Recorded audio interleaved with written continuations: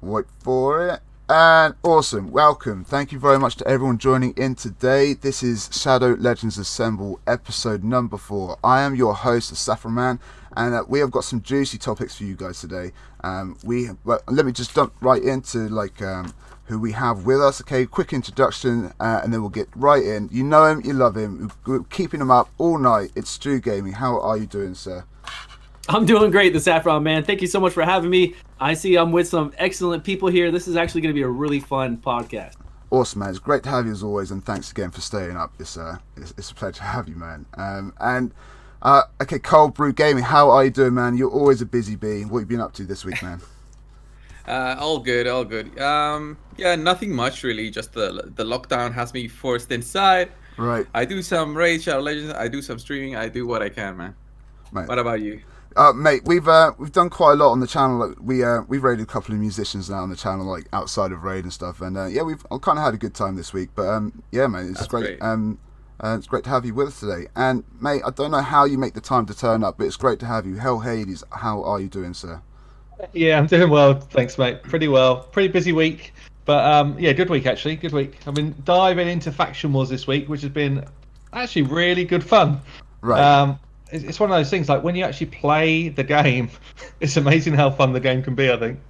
So yeah, it's been cool. Yeah, we were kind of like talking off stream with Stu Gaming about faction wars and the Skull Lord a little bit, so maybe we can jump into that a little bit. Let me just slide us into the live section 1 second. Okay, boom, so we can all see us on chat now. Okay, perfect. So kind of what I want to start off today is like the news and announcements that we've had. So it's not really been that many news and announcements, but we've got the delayed announcement of the Battle Pass. So the Battle Pass was due out on 1.15, they mentioned, and now it's it's not going to be in that patch. So everyone was really excited for the Battle Pass when the Battle Pass was coming to a close. Or even when the Battle Pass started out, people were questioning when the next Battle Pass was going to be because they were enjoying it so much. Or maybe not right at the start because of all the issues. But I mean, as people started using the Battle Pass and really enjoying it, they were already anticipating the second one. I mean, how is that really going to affect you guys personally? Were you really looking forward to it? Was you disappointed? We've had lots of good updates and quality of life stuff, and as we mentioned last week, we feel like they've turned the corner. Is this like another step back, or is this just one of those things that happens? Who wants to kick us off? I'll go if you want. So I think, is it a step backwards? I think it's actually just a kind of sign of a lack of preparation, right? So as soon as Battle Pass 1 finished, they should just be having the next one lined up. That's the way it should be with that type of content, because and they don't actually need tons of new champions in it. They could just have some good in-game resources, books, silver drops, energy drops, shard drops, whatever it is, gear drops, glyphs. There's so much stuff in this game that can go into Battle Pass. It doesn't have to be brand new champions. And I think if it's been delayed, it's probably because they've got new champions that were going to be part of that pack. Were there any books in this last one? Were there any books at all? I think there were a couple of epics. Yeah, there were a couple of legendary ones as well.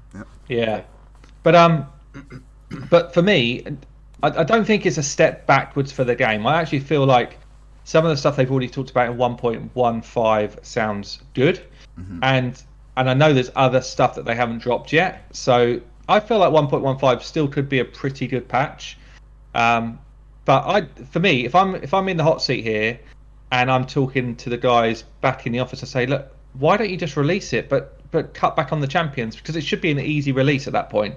So I feel like it's a bit of a miss from them, to keep that momentum going and that kind of positivity. But I wouldn't say it's a step back for the game. I just feel like it's a poor decision, basically. I agree. I mean, Coldbrew, you got anything to add to that at all?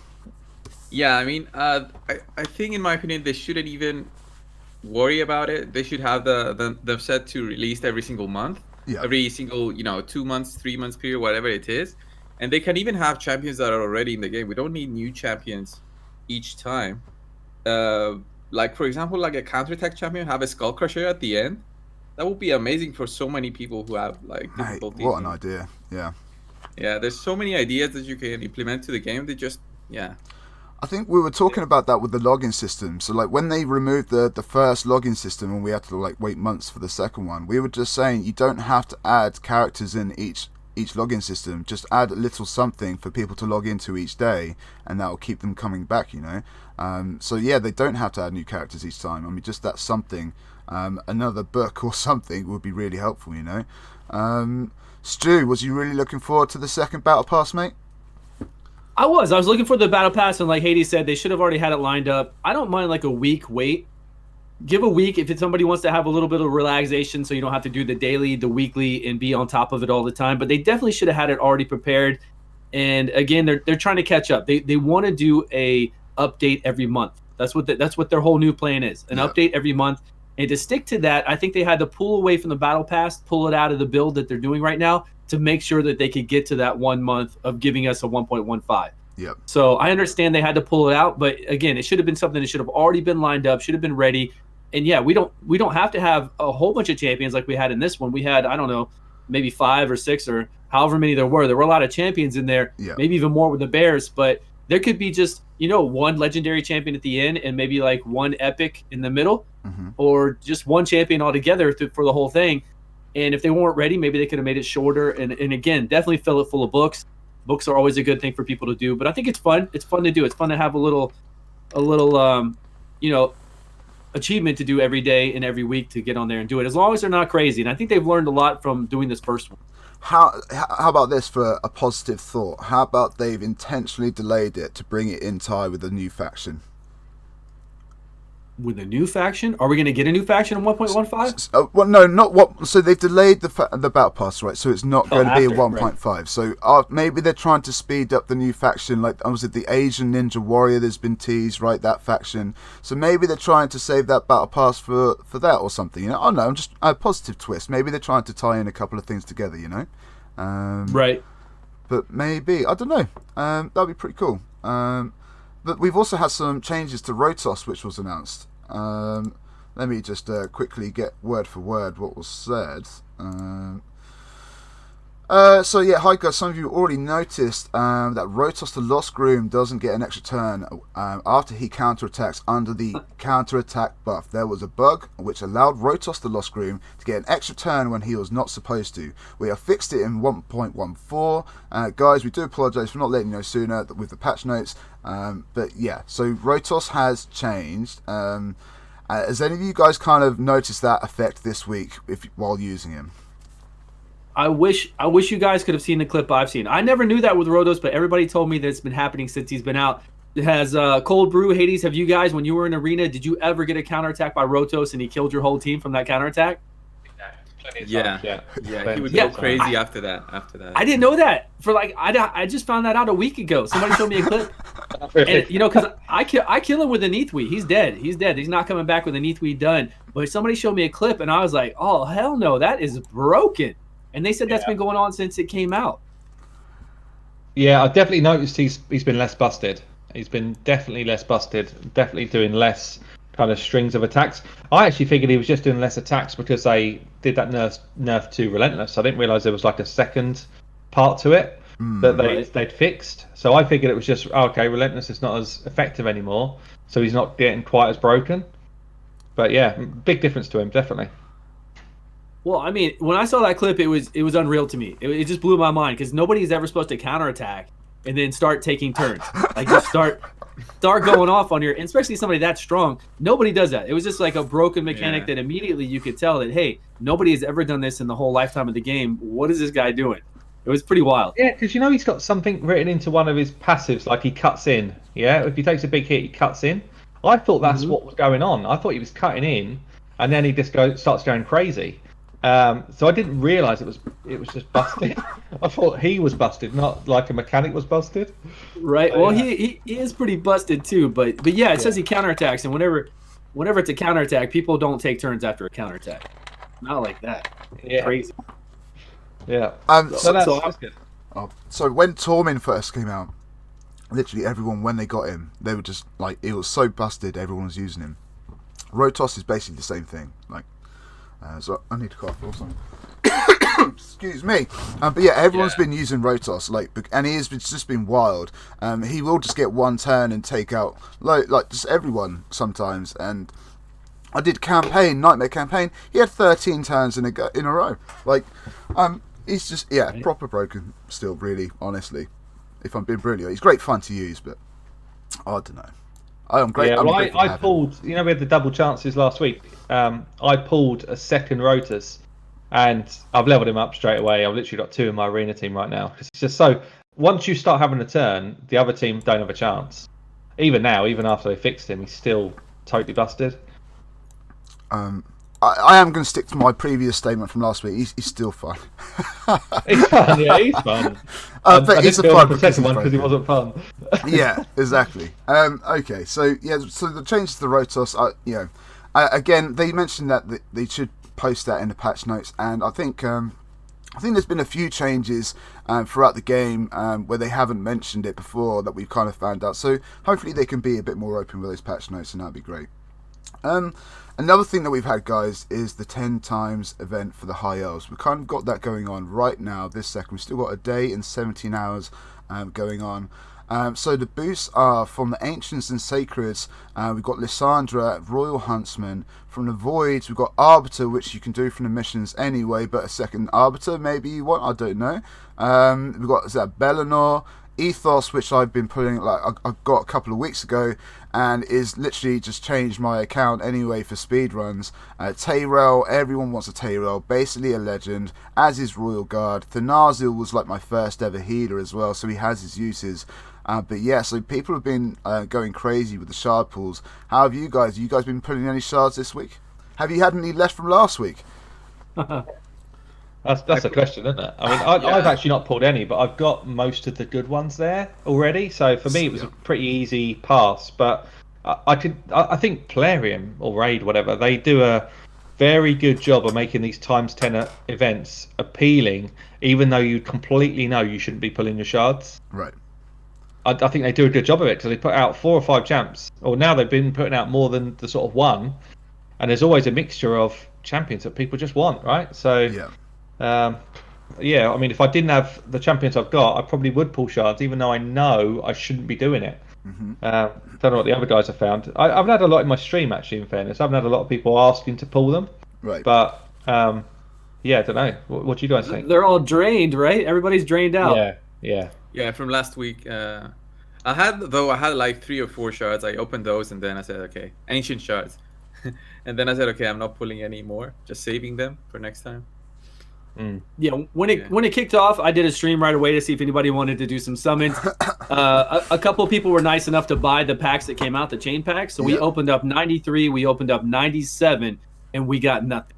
No, of course, 0.5% chance. What do you expect? And then we really didn't get that many high elves as well. And then we opened up somebody's 30 who had some, and we wound up getting Queen Eva. We didn't even get a high elf, and that was pretty much it. So that's all I've had so far. I've had other people say they've gotten lucky, but 10 times just isn't the best time to summon regardless. And then right after a 2 times event, they're asking a lot, right?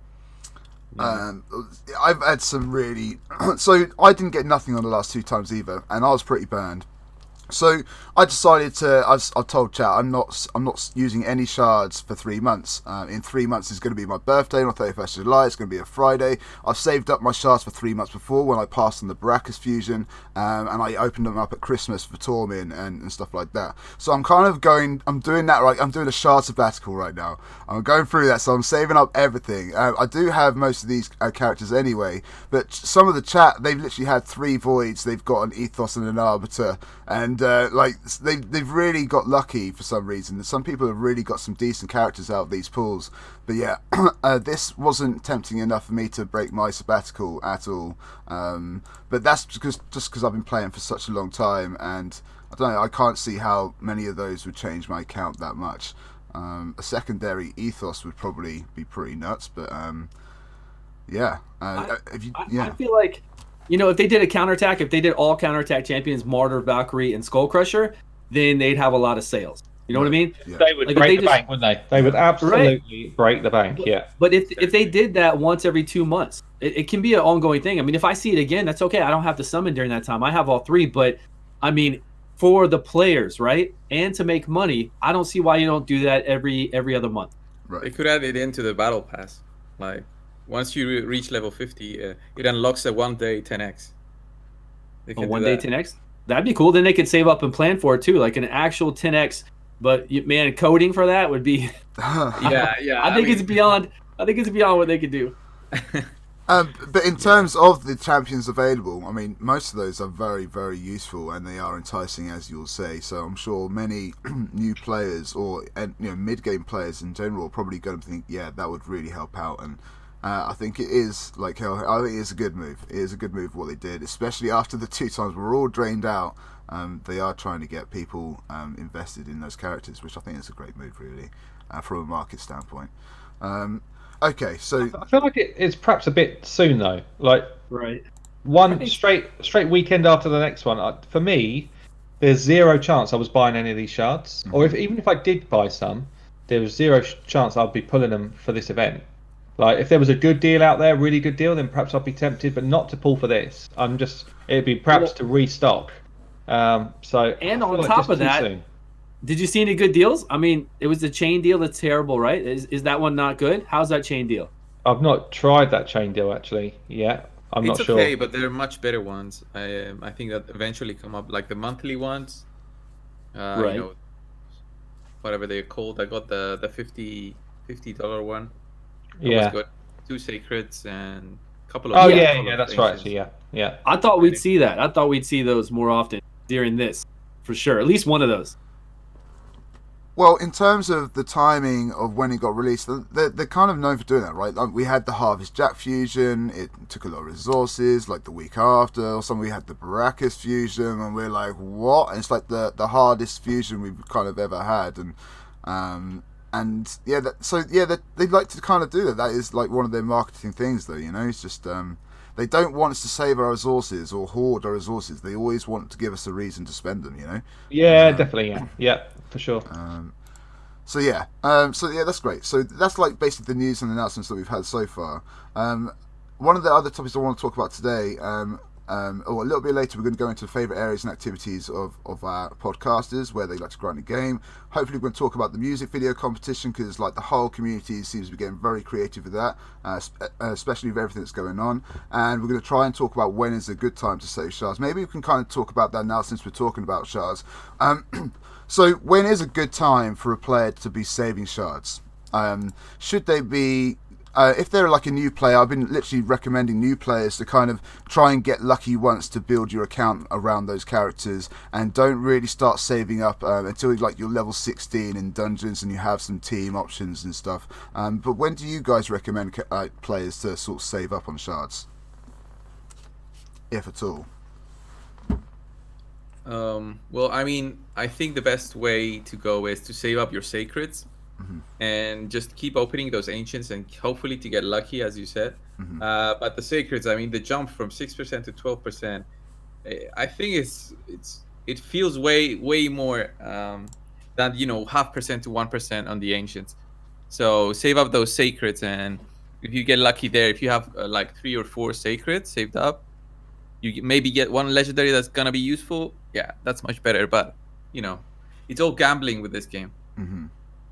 Yeah. Stu, you ever decided to save up shards and stockpile? Yeah, it depends on the roster. Like if you're a new player, you want to pull because you don't have a lot of champions. You might not have a lot to work with, and you want to see some new shiny stuff. I think that's everybody who plays the game, starts the game. I don't think there's anybody out there that would start this game and be like, I'm not going to summon right away, or at least for a good month or 2 months. Yep. And, when we started, I didn't have this 2-time summon. So like I said in my stream before, I don't even know how I got the legendary champions I got it. You had to get super lucky back then. You never had it 2 times. So now, if you have an established account and you're doing fairly well with it, I would always save to 2 times. Just hoard. Yeah. Always hoard. I know I used to be with, who was it? Xander Cage and I used to email each other and say, look, we'd be in a support group. We'd tell each other, do not summon right now. Do not summon. If you summon, you're dead to me. We had our own don't summon support group, only summon during 2 times. And I think that's the best policy to do. Awesome. Hades, you ever stockpiled up, mate? Anything to add to all that? I think pretty similar to what Stu said. I think if you're early-ish game or kind of just pulling yourself into mid-game, I'd probably still be summoning most of my shards. I'd be trying to, until you get to that point where you've pulled 4 or 5 champions that are going to make a difference to your kind of mid to end game. Yeah. If you haven't got that yet, then I feel like you need to keep going, because otherwise you're investing in champions that you're probably not going to use in a month's time or 2 months' time. So for me, I'd be suggesting wait until pull until you get 2, 3, maybe even 4 champions that you're really comfortable to take to level 60. And when you do get those champions come in, do a bit of research to make sure you're leveling the right ones, obviously. So that's the way I would do it. And then once you've got yourself a pretty stable roster, then it's all about waiting. But for me, I don't think just wait for the 2 times. I think make valid decisions on events generally. So if there's a summon rush but it's not in the 2 times, but you can get yourself a couple of legendary books and actually you badly need those for a Razin or something, then I'd say that's a pretty genuine time to pull your shards. Right. Because quite often what people do is they get stacked out with these legendaries, but they don't have any books and they can't actually make any use of these legendaries. So for me, it's actually, why don't you pull at the time that's going to best improve your account? Like right now, if they did another ×10 Sifi, I would pull all my shards for that, because it would massively improve my account. Even though I know ×10 is not the time to pull, I would definitely do it personally, because that would be best for my account. And the other day, there was like a summon rush where I think you get 2 or 3 legendary books. And for a lot of people, that would have been a better time to pull your shards than just going to try and gain more legendaries when you can't even book the ones you got. So I think, it's a little bit different by person for me. Yeah. But as a general good rule of thumb, once you've hit mid to end game, you should probably be a bit more of a hoarder than a kind of just burn them whenever you can, I'd say. Perfect. Okay, so Jesus, cough today. So I kind of want to stick with you, Hades, because we want to talk about the Great Hall next. And my oh my, did you do an account takeover the other day? So I'm linking that in the chat right now. That is Hellhades takeover right there. And can I just say, bud, your expression was just gold, mate. That was just the deep breath. Like just looking at mate, that was perfect. So I kind of want to talk about the Great Hall, guys. Go check out that video and see what he was working with. He's level 53 and literally it was bronze across the board, and it was I don't know what to say to that. So I kind of want to talk about how you guys kind of started off with your Great Hall. What was your priorities, and what are you building towards, apart from just obviously global domination on that board? But yeah, and how not to do it on something like that guy there. So Hades, should I kick off? Yeah, let's kick off with that experience, and then maybe lead how you started off. Yeah, so I guess in terms of what I would do now if I was advising anybody, pretty much want to push your accuracy up early on, and accuracy gives you a best bang for buck in the Great Hall. It makes you able to use artifacts more effectively once you're starting to build for things like Clan Boss. Almost every champ, probably about 85% of champions, maybe more than that in this game, have some sort of debuff or turn meter control, something which is going to dramatically improve your ability to clear stuff. And if you do not have high enough accuracy, they don't work, those moves don't work, which makes the champions pretty useless. Like, just kicking damage out of champions does not help you. So once I'd say, once you've got accuracy to a good place, my personal thing is to say, get one of these ones up to 10 as soon as you can to do the mission stuff. But then I would go accuracy up to about 6, defense up to 6, crit damage up to 6, HP up to 6, and then I'd start working up from there. And the reason why I say that is because every champion in the game benefits from crit damage, defense, HP, and accuracy, whereas probably about half the champions in the game don't benefit at all from attack. Right. And that tends to be where people sort of seem to focus their time if they're not clear on what they should do. Mm-hmm. So attack-based champions, they're the only champions in the game that benefit at all from attack. No one else does. So don't put any time there at all until you're kind of in late game. So yeah, that's what I would do. What did I do?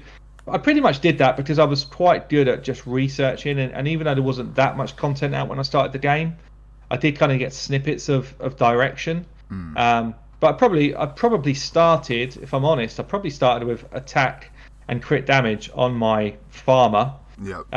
Before I then kind of put in a bit of a strategy around like longer term stuff. So, Coldbrew, how did you start off on your Great Hall, man? And did you kind of echo those? Did you like go really ham on like Void or something early on? Like, where did you start off in the Great Hall? No, I had my Void was 0 for I think until I reached the ability to get Arbiter. I think my Void was just empty because I didn't have any good Void champions. I didn't even have Bellower. So my focus was mostly Force and Magic, but Magic is where I got my first level 10 on accuracy. But my first one was actually level 6 on critical damage, and then I went for accuracy when I realized how much accuracy, how big of a role it takes in beating the dungeons and also getting a good score on the clan boss. Like, you need your debuffs to stick, and the easiest way is with accuracy. So getting a banner, getting your accuracy, and then just 1 or 2 items with accuracy is enough to not get any resists. So and after that I'm just farming gold for right now, and just getting everything to blue, and then I'm sitting right now at 4,000 medals, and I'm thinking of which one's gonna be my next one. Why are you sitting at 4,000 medals? 4,000 medals. I was like waiting. Okay, I'm gonna pull some shards, and if I get a good champion, I'm gonna focus on that affinity. And then I was like, okay, how high can I take this? And then I just kept taking it higher and higher. I think somebody in chat here said also, what do you guys think about a one-time reset? Just to reset the Great Hall. So they've done that for the Masteries, right? And you can obviously pay 800 gems for the Masteries. That was a new addition. So maybe they previously said that they don't want to do that because there's no such thing as a wasted stat. At some point, you will be using that. Yeah, but they were just sending out a BS response. I mean. That's what they said. You know, they didn't want to mess with it, right? They didn't want to. They were just too busy with other stuff. They didn't want to put time and effort into that, I'm sure. But if you were to okay, so let's say we've been playing for a year, we get to, let's say we pay another 800 gems to reset it like one time or something, and then we literally just stock up on Void, we'll stock up on like Spirit, like all the defense, we'll literally just do defense, accuracy for everyone, probably crit damage, and we might break the game, no?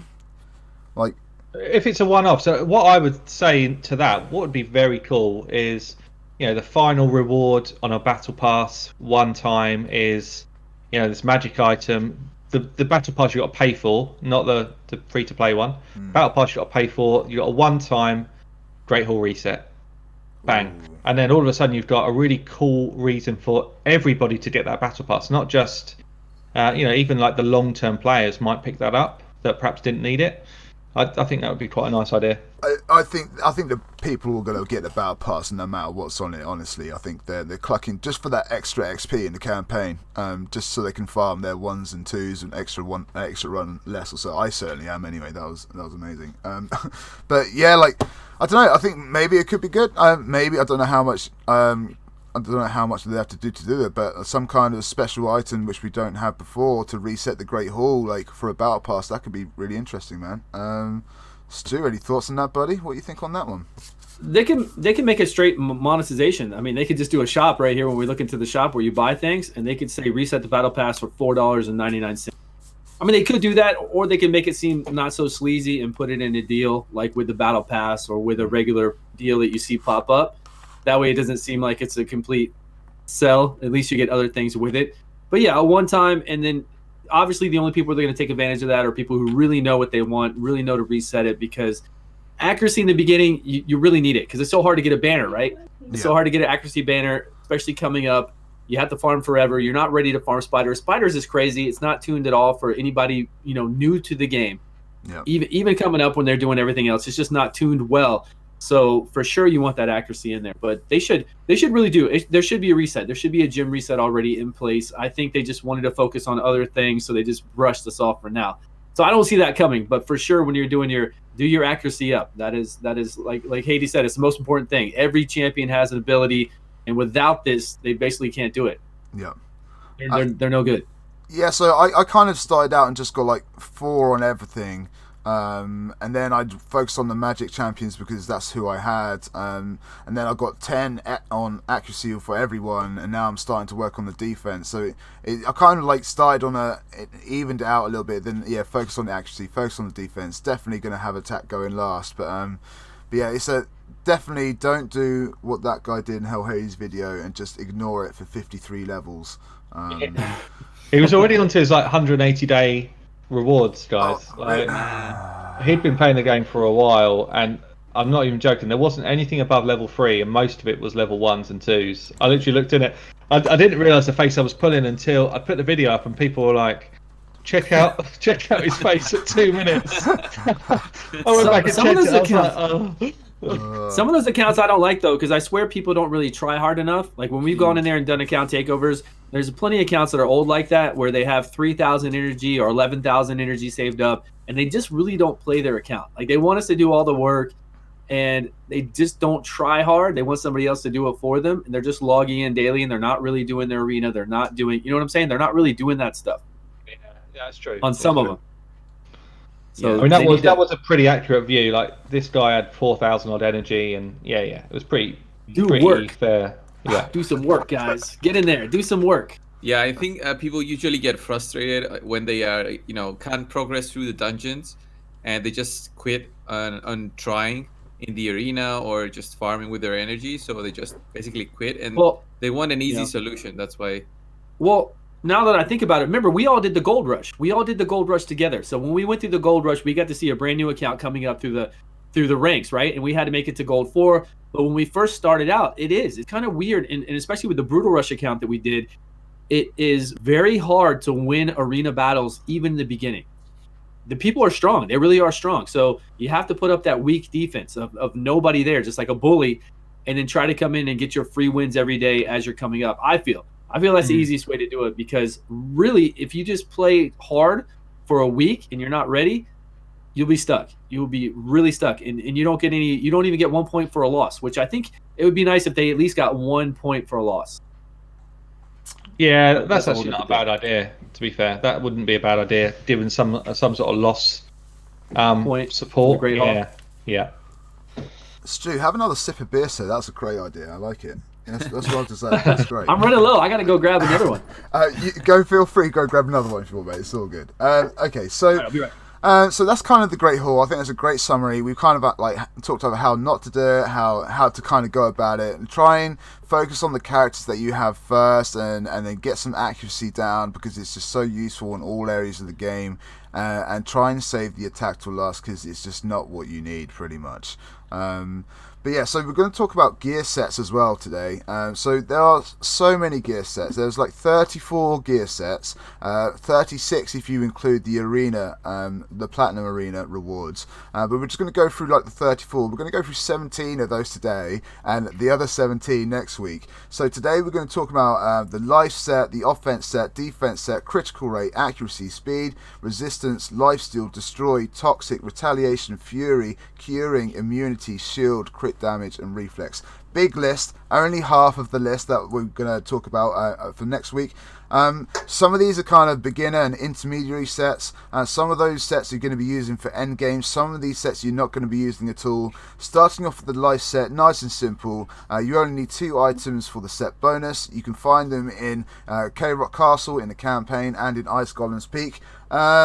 Guys, pretty much a beginner set, right? But in terms of end game, any kind of like end game uses, or like, but in pretty much at the beginning, everyone's using life sets, right? Pretty much. Yeah. Well, I think they're useful, but I don't know.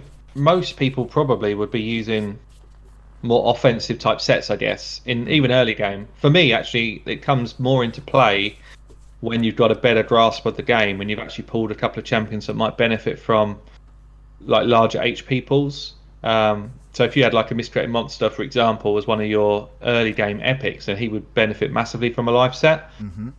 But the trouble with a life set for me is it 100% just gets outdated by Immortal. So as soon as if you had the same gear piece in life or Immortal, 100% of the time you go for Immortal, yeah.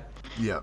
So I mean, I do still have some champions that have life gear on them, only because it's either god kind of tier rolls, or perhaps it might be some faction war guys, and it's just some old life set that I'd leveled up. But pretty much, it's all sold off unless it's insanely good now for me, as an endgame player. Right. Okay. Coldbrew, anything to add on the life right now? Yeah, it's the same for me. It's mostly important in the beginning of the game, but now after you play through the game, get to the mid game at least, you realize that lifesteal has such great importance in the clan boss. So you go for that. So you leave the life sets behind. Maybe there's some uses if you have like a very extremely good rolls on the item, but other than that, you won't be farming it specifically for a champion.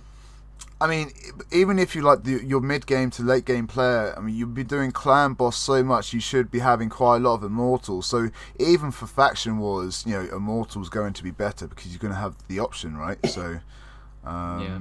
But yeah, life was kind of really. You do get quite a lot of life at the beginning, and I enjoyed getting some characters to some really high HP, which was really good. I think I did it for. I did Miscreate once and I'll put Immortal in. Yeah, but I used it for quite a lot for characters at the time. But it does sort of get sort of as useful later on, though, right? Because Immortal and the other sets that we're going to be talking about later on, I suppose. But yeah, a good intermediary set, but not a reason to be farming the Ice Golem for, right? No, exactly, yeah. So there we go. Okay, so the next one on the list is the offense. So again, another kind of intermediary sort of starter set. And yeah, but again, it kind of falls off later on because of the cruel and divine offense and stuff like that. But again, it's good to start off with, right? It's not anything you should be stockpiling per se, right? Yeah, I mean, similar really. It's pretty good. I used it a reasonable amount early game before I realised how good Lifesteal was. And again, if I've got like a really good 6-star piece with some good rolls on it, generally it's sitting on faction war champions for me now rather than any of my main teams. But if you get a really good kind of crit damage, crit rate type of roll, or crazy speed and damage, then it might still go on a decent attack based champion, but it does just kind of get surpassed by some better sets, really. Like Cruel was a blatant upgrade on it, isn't it? Like exact upgrade. Yeah. Yeah, Coldbrew and Stu's back as well. Stu, life sets there. Life set, offense set, very starter, intermediary kind of sets. Do you still use them at all, or do you just straight up sell them and keep them for like immortal and cruel sets and stuff? Yeah, I don't use them, and I there aren't really a lot of sets that I like to use. Okay. There are very few, and then the other sets that I do use are yeah, specific reasons. So, yep, I don't use those anymore. They're good coming up, I guess, if they have good substats like they said. But lifesteal coming up and speed, anything with speed, and I think it's a fault. Talking about artifacts in general, kind of a fault when Hades talked about this earlier with the attack sets on people when he was doing account takeovers. It's the fault of the game telling everybody to put attack percentage on their gloves, chest, and boots and run through the game with their champions with those.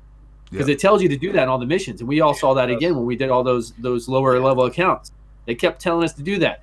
And really what it should say is put speed boots on and then whatever else.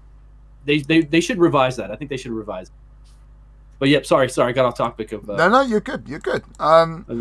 So yeah, they're pretty much like basic sets. I mean, I don't know why I've kept this many. To be fair, I mean, I think I just kept them for faction wars and just playing around with some stats. To be fair, especially now they've got the filter on, just to double check I don't lose any sort of solid pieces. I literally sold like 150 or 60 or so pieces in my vault last night just because I needed the space, and I'm so picky as to why I sell. But yeah, I mean, Coldbrew is like. Surely, didn't you use attack sets for your Saurus or something? How did you get that damage on your Saurus? Yeah, I get a mixture of different kind of sets, but I did use I think attack sets in the beginning because they did have good substat rolls. Yeah. So if I have a helmet with plus 18 speed, I'm not gonna sell it just because it's attack. Yeah. It has a great substat roll. It's gonna have some use, and there's so many other sets that you can sell that might not have good substats. So it's not always the set bonus. It's is also the subsets.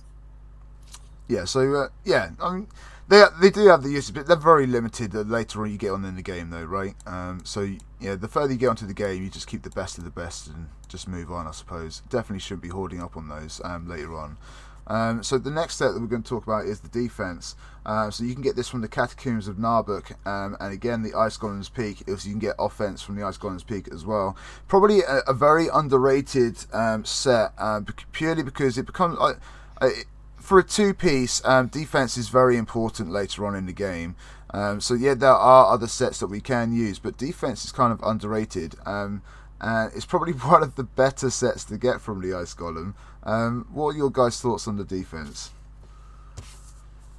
Yeah, kind of similar to what you said, actually. Oh, sorry, Stu, go. Oh, it doesn't matter. Yeah, they're good. I mean, we use them primarily. I think, defense in this game is huge. Anytime you can have a defensive base champion, take less damage, do more damage based off of defense, they are phenomenal. Yeah. They're just the best thing in this game. Easy to get through content. In the beginning, it might not be fast, but at least you can progress that way. But yes, for something like the clan boss or wherever else, defense is very nice to have. But honestly, I'll be honest with you, I don't know about these other guys. I still don't use any defense gear because I don't farm Ice Golem for gear at all, really. Yeah. So I'd have to refer to you guys who use it.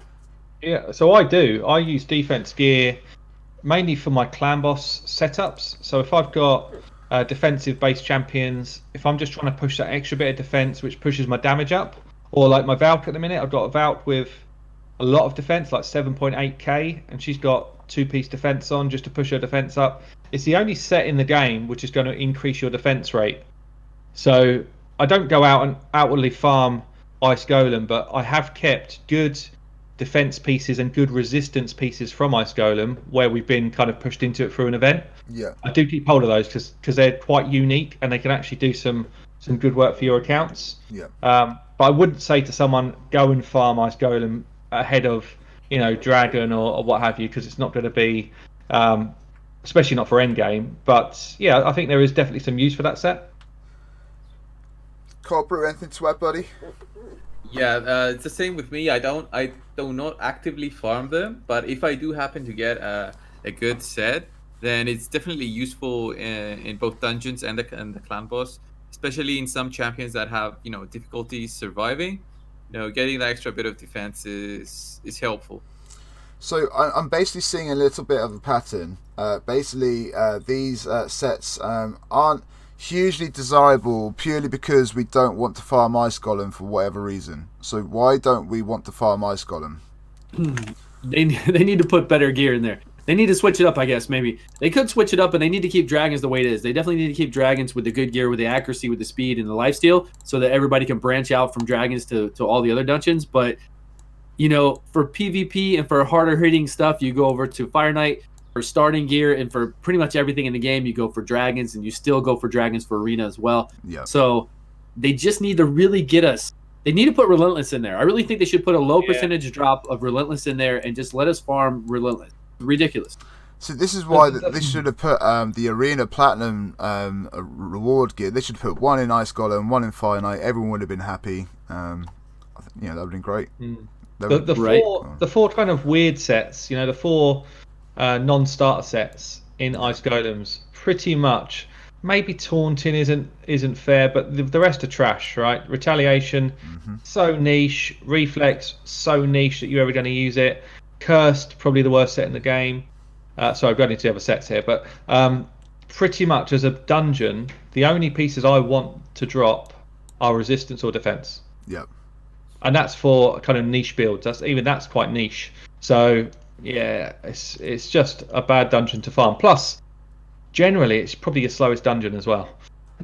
So you throw all of that together, and you're like, oh man.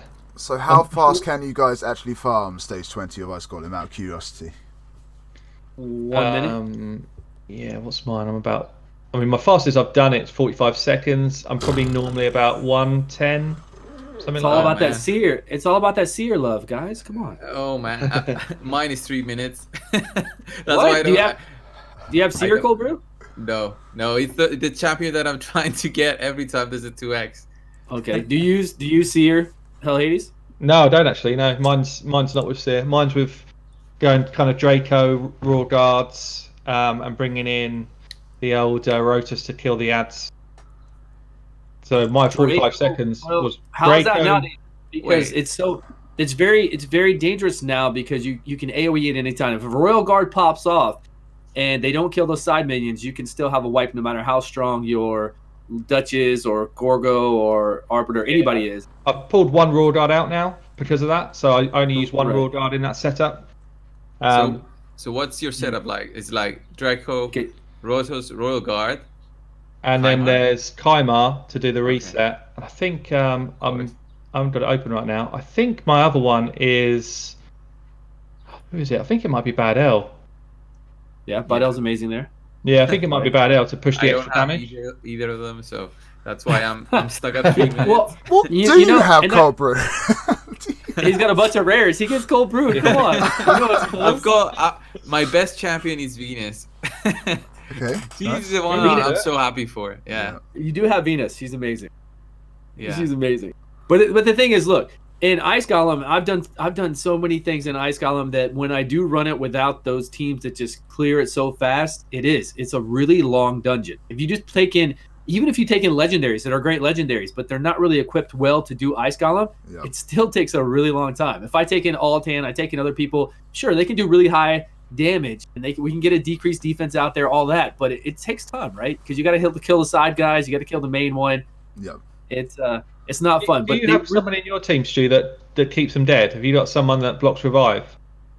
No. I just go in there with a bunch of buffs with Bad L and Seer and Kaimar, and I just I get to the boss in 17 seconds, and then I just blow up the side minions with I bring Stag Knight in there to make sure that's the thing with Ice Golem, you always have to have that decreased attack. You have to. Yeah. If you don't have that decreased attack on him, then you're dead. So I bring Stag Knight in there. Now, before I used to bring Madam because Stag Knight wasn't AoE, but and that's it. And then I just go in there and just blow it up. I mean, Seer legitimately will do over 1 million damage on each of the side guys, and then tons of damage on. And Seer's explosion is like poisons. He will not do his when you drop him below the threshold. He won't do his counterattack from Seer doing karma burn. Yeah, well, Draco, Draco's follow-up hit. If Draco kills somebody, he does a follow-up big hit. That doesn't proc anything either. So I get like a million second hit on the main boss, which doesn't proc any kind of retaliation. So that can be pretty nutty as well. Well, I've seen whose Draco was it? It was Scratch AK-47's Draco, like pretty much. And I don't have a Draco morph. I'd love to, but for some reason on his A1, and I don't know how he could hit that hard. I mean, I understand with the debuffs and the extra damage, but still, it hit the Ice Golem for like 1 million. Yeah, that's what I'm saying. That's what mine does. It's insane. It does like the remaining damage on the boss, something like that. But it does, do it. That's hack. That's hacks then. That's why. It's complete hacks. Seer is jealous. But if you brought Draco in with Seer though, and then had all the buffs, and then killed the waves that fast, 17 seconds to the boss, and then it brought in Draco. Draco's gonna go with Seer, no problem. And then it should be, I don't know. Either way, it's just as fast. Okay, guys, I just did under 2 minutes, so I changed my team a bit, and now it's under 2 minutes, so it's better. Nice. Are you using Draco now? No, I used 2 Royal Guards, Venus. The Royal Guards died from the reflect, but it's fine. Yeah. Just that's Rotos right. Cleared up the boss. They will die from reflect. True. Yeah. So I've just taken out a Royal Guard and put in my Seer. My Rotos has just insta-killed the minions on the block revive. So I don't think I'm getting a personal best, but Seer's definitely helped me out. I think it's the waves is where I'm struggling really. My Royal Guards need to be kind of upgraded. They've kind of been the same for like 4 months. I'm sure I've got better gear since then, so they kind of need to be upgraded. But Seer is definitely very useful. I've kind of changed my Seer's gears several times over as well. Now I think she's been diluted. Maybe she needs some love and to get upgraded again also. But yeah, you need buffs. Yeah, eat those buffs. Well, so I still need that safety though of Arbiter for whatever reason. So I need to I need that buff team. Maybe I'll throw in Sepulchre Sentinel just for those buffs or something, and we'll see what happens. But yeah, I need to kind of work on that speed team. But yeah, the fast team I've had is like 127, and that's with Rotos and Ethos. Oh my gosh, goodbye. But yeah, so most people don't want to do the Ice Golem because it's long and tedious, and they don't quite have the characters yet. And the gear pieces as a whole aren't generally worthwhile. I mean, the next set that we're going to talk about is Critical Rate. Again, for those early players really trying to get to that 100% crit rate, you can farm this in the campaign in Durham Forest, and as well obviously in the Ice Golem. But generally, most of the critical rate gear you're going to see starting out in the game is going to be from the campaign, and that is what you farm to try and get your crit rate to 100%. Was you guys really in tune building characters to 100% crit rate going through the campaign, or was that just something that I'll get that later on? Later for me, I guess, going through campaign coming up. Yeah, I mean, I was trying to get crit, but it wasn't number one priority because your guys are pretty. Depending on what you had then to make it through, it's hard. But I mean, if you focus on getting like crit rate on your Kale like quite early on, say you had like 4 Lifesteal and the 2 crit rate or something like that to try and get him to 100%, your farming would be that much better, would it not? Right. I would love to get it. It's just hard to it's hard to do that, I guess I could say. Yeah, I think I first got in tune with it when I was properly trying to get my speed farmer going fast. Yeah. And it was really apparent to me that whenever I didn't do a crit, it slowed my runs down considerably. So I was probably quite a way into the game before I really started pushing for 100%. But if I was going back to starting again now, obviously with better knowledge, then yeah, I definitely would do that more. Coldbrew, any thoughts on the crit rate set, sir? Have you managed to max it out to some? Have you gone like 6 crit rate pieces on a guy before, like ever, on a crazy build or something? Yeah, I did it, but it was like for faction wars. I used it on Horden just for him to clear up the waves. It was just having fun with the sets I had. I didn't farm for them specifically to do this. I just had some laying there with a bit of good substat rolls. So I said might as well try it. And yeah, it's fun. It's fun way to use those sets, but those are basic sets. Those are beginner sets. The 2 set bonuses that they give are just for beginning out the game and not much use later on. So going back to Ice Golems though, do you guys think because chat was here too, and do you guys think that if they put Relentless in Ice Golem, would it break the game? I mean, by now, the way Relentless is, and all the people out there who have gotten Relentless from events, don't you think? And we could still get them from events because getting 6-star Legendary is good. I mean, you can still get those from the events. It won't make them any less important. People will still go for it. But don't you think it'd be nice if we could at least farm it in Ice Golem?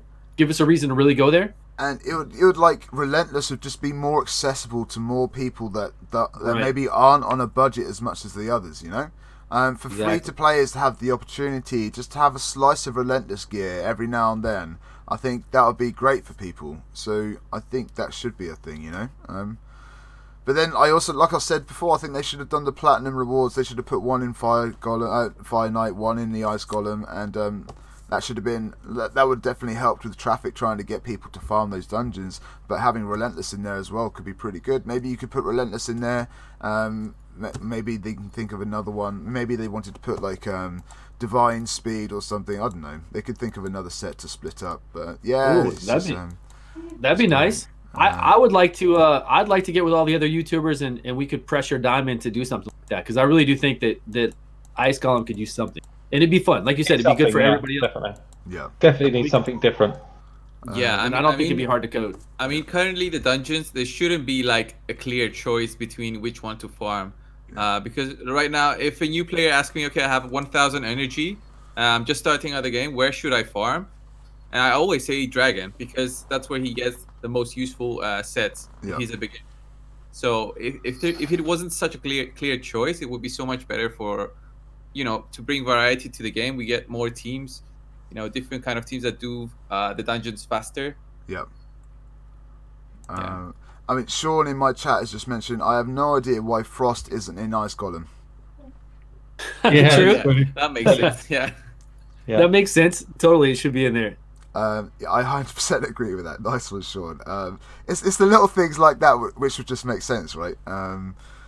But yeah, I think that would be great. Just add Frost into Ice Golem. Why not? Why wouldn't you? Okay, so Yeah, kind of crit rate, defense, offense, life are kind of like the basic introductory gear sets which you see in the early stages of the campaign. Now it's kind of stepping up to like some of the more important set pieces. Accuracy for starters. So you can get accuracy from Felwin's Gate and from the ever popular Dragon's Lair. Accuracy is just so important to like land all of your debuffs, both for clan boss and for dungeons and all your characters pretty much. Accuracy early on, guys, it's a 2-piece set. How late in the game did it take you to realise the importance of like getting some decent accuracy? Hello? Yeah. Just kidding, guys. Yeah. Once I started getting resisted all the time, I figured, okay, I need to work on accuracy. Yeah. And then I realized where accuracy drops. So yeah, I said, okay, it's Dragon all day. Right. And I'll say this, though. It's weird, though, because we all play the game. We all know the game very well. We're streamers, YouTubers, but I swear the public out there, and not everybody, but a lot of the public out there don't really pay attention to what their champion's doing. They don't notice and say, hey, my guy's being resisted all the time. They don't look at the battles and see, hey, there's a resistance that's flying up all the time, and I need my champion to do the decreased defense so we can get through this, or decrease attack. And they don't really – it's not a matter of whether they can get that gear or not. They still don't really acknowledge it, you know? So for those that don't know, like to land your debuff, there's like a coin flip between your accuracy and their resistance, right? Now, your accuracy, your debuff can always have a chance to be resisted no matter how high or low your accuracy is. But obviously, the more accuracy you have, the greater chance you have of landing that debuff. And getting those accuracy sets from both the campaign and for the dragon, because they are a 2-piece set, obviously you want accuracy banners and stuff like that, but until you can get those banners from the spider, you're generally going to get your accuracy from these 2 pieces. And yet it took me a long while, guys, to kind of understand the importance of my accuracy. I obviously, like we've mentioned before, I wanted to attack and do more damage, but obviously when damage doesn't work out, you then have to figure out other ways and other things, and accuracy was one of those avenues, right? Right. Yeah, for sure. And I think it's actually one of the most underrated sets, I think, for actually all areas of the game. Like if you get to proper end game, accuracy sets are still really, really important for like end game arena. You know, you've got to be pushing up 400 plus, perhaps 500 plus accuracy to really compete in the end game with some champions. Yep. And if you're early game, if you've not got the base level accuracy to land your abilities on spider or dragon or clan boss, then those champions are basically wasted. So I do find often when I'm doing my takeovers, accuracy is the thing that's lacking. Is defense or accuracy are the 2 things that don't seem to be in people's builds to really kind of make use of their champions better. Yeah, most of people's opinions are kind of inverted in that they just want to do. I mean, I was the same. I wanted to do as much damage as I could, but really, it's like you need to survive as long as you can to do that damage over time, or to be nuking, don't you? Really? Yeah, for sure. What just happened? You're right there, Coldbrew. What? Yeah. Sorry, did someone cough? I thought someone was laughing. I don't know. I thought something happened. No, it wasn't. That's right. I coughed, but I muted my mic when I coughed. That was weird. Oh, right. It made me jump, mate. I wonder what it was. It's all good. So, Coldbrew, what's your sort of experience with accuracy sets so far, man?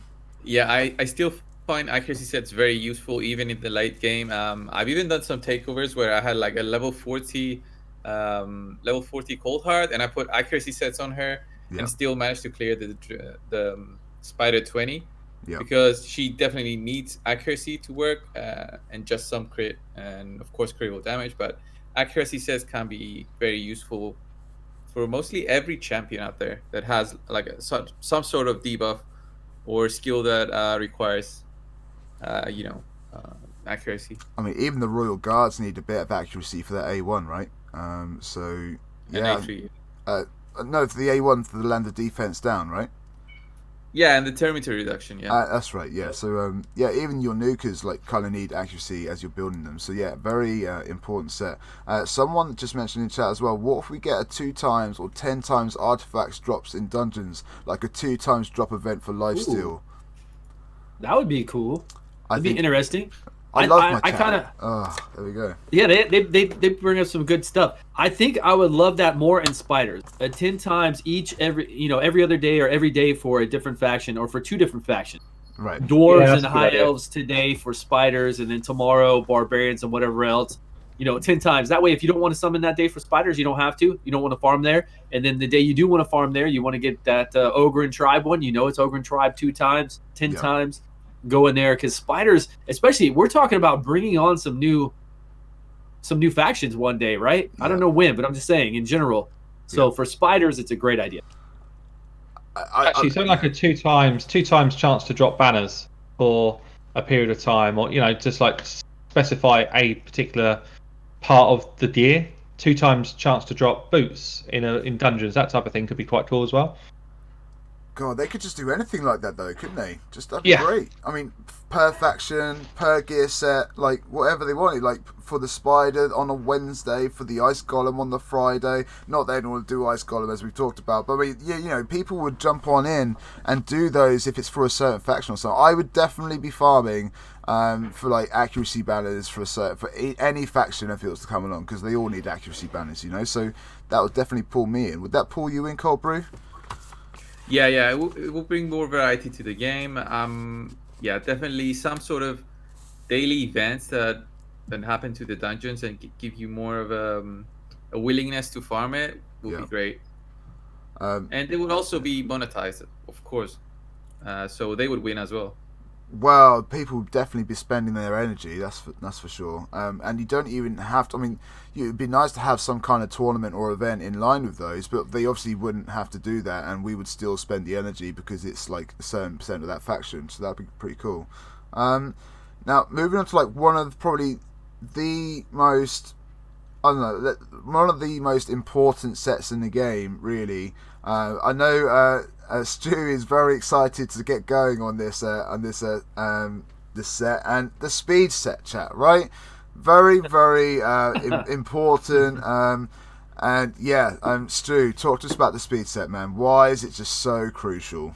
It is just the best set in the game, I think. I think speed in this game, if you can go 2 times to the enemies once or anything else, go over the enemy, right? Yeah. Then you can do anything in this game. Really, I feel like that's coming up in game. Anything else, if you're faster, if you're fast, you're gonna win, and if you're slow, you're gonna die. You're gonna take the beating. Even on defensive champions or high HP champions, it doesn't matter. Anything it is, there's slower champions you can make slower, sure, but still, even then, my slower means a pretty fast champion.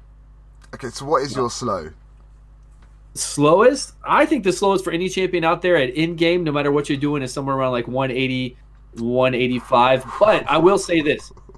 If you're doing a speed clear where you're resetting and you're clearing the next wave, it really doesn't matter your speed so much then. It's like the only caveat to that, because then you're coming in, you're dropping the wave, you're resetting, you're dropping the wave, and then when you get to the boss, you can kind of work out how it's going to happen, right? You get that decreased defense and your guys come in, your royal guards go. Yeah. Other than that, though, I would say speed is always everything to me. So is that like? So I've generally had like turn meter boosters. Like I started off with a Diabloist, and then I'm now on an Arbiter kind of thing. So I've always generally had slow characters because I've had people to help me out with that. Really, it's only in the last few 6 months I've kind of noticed the real importance of speed. Really. But yeah, my Arbiter's not exactly fast either. I'm not really known to have my fast characters, that's for sure. But yeah, I think everyone's got speed gear on though. Like everyone I have has speed gear on to some extent, if it's speed boots or what.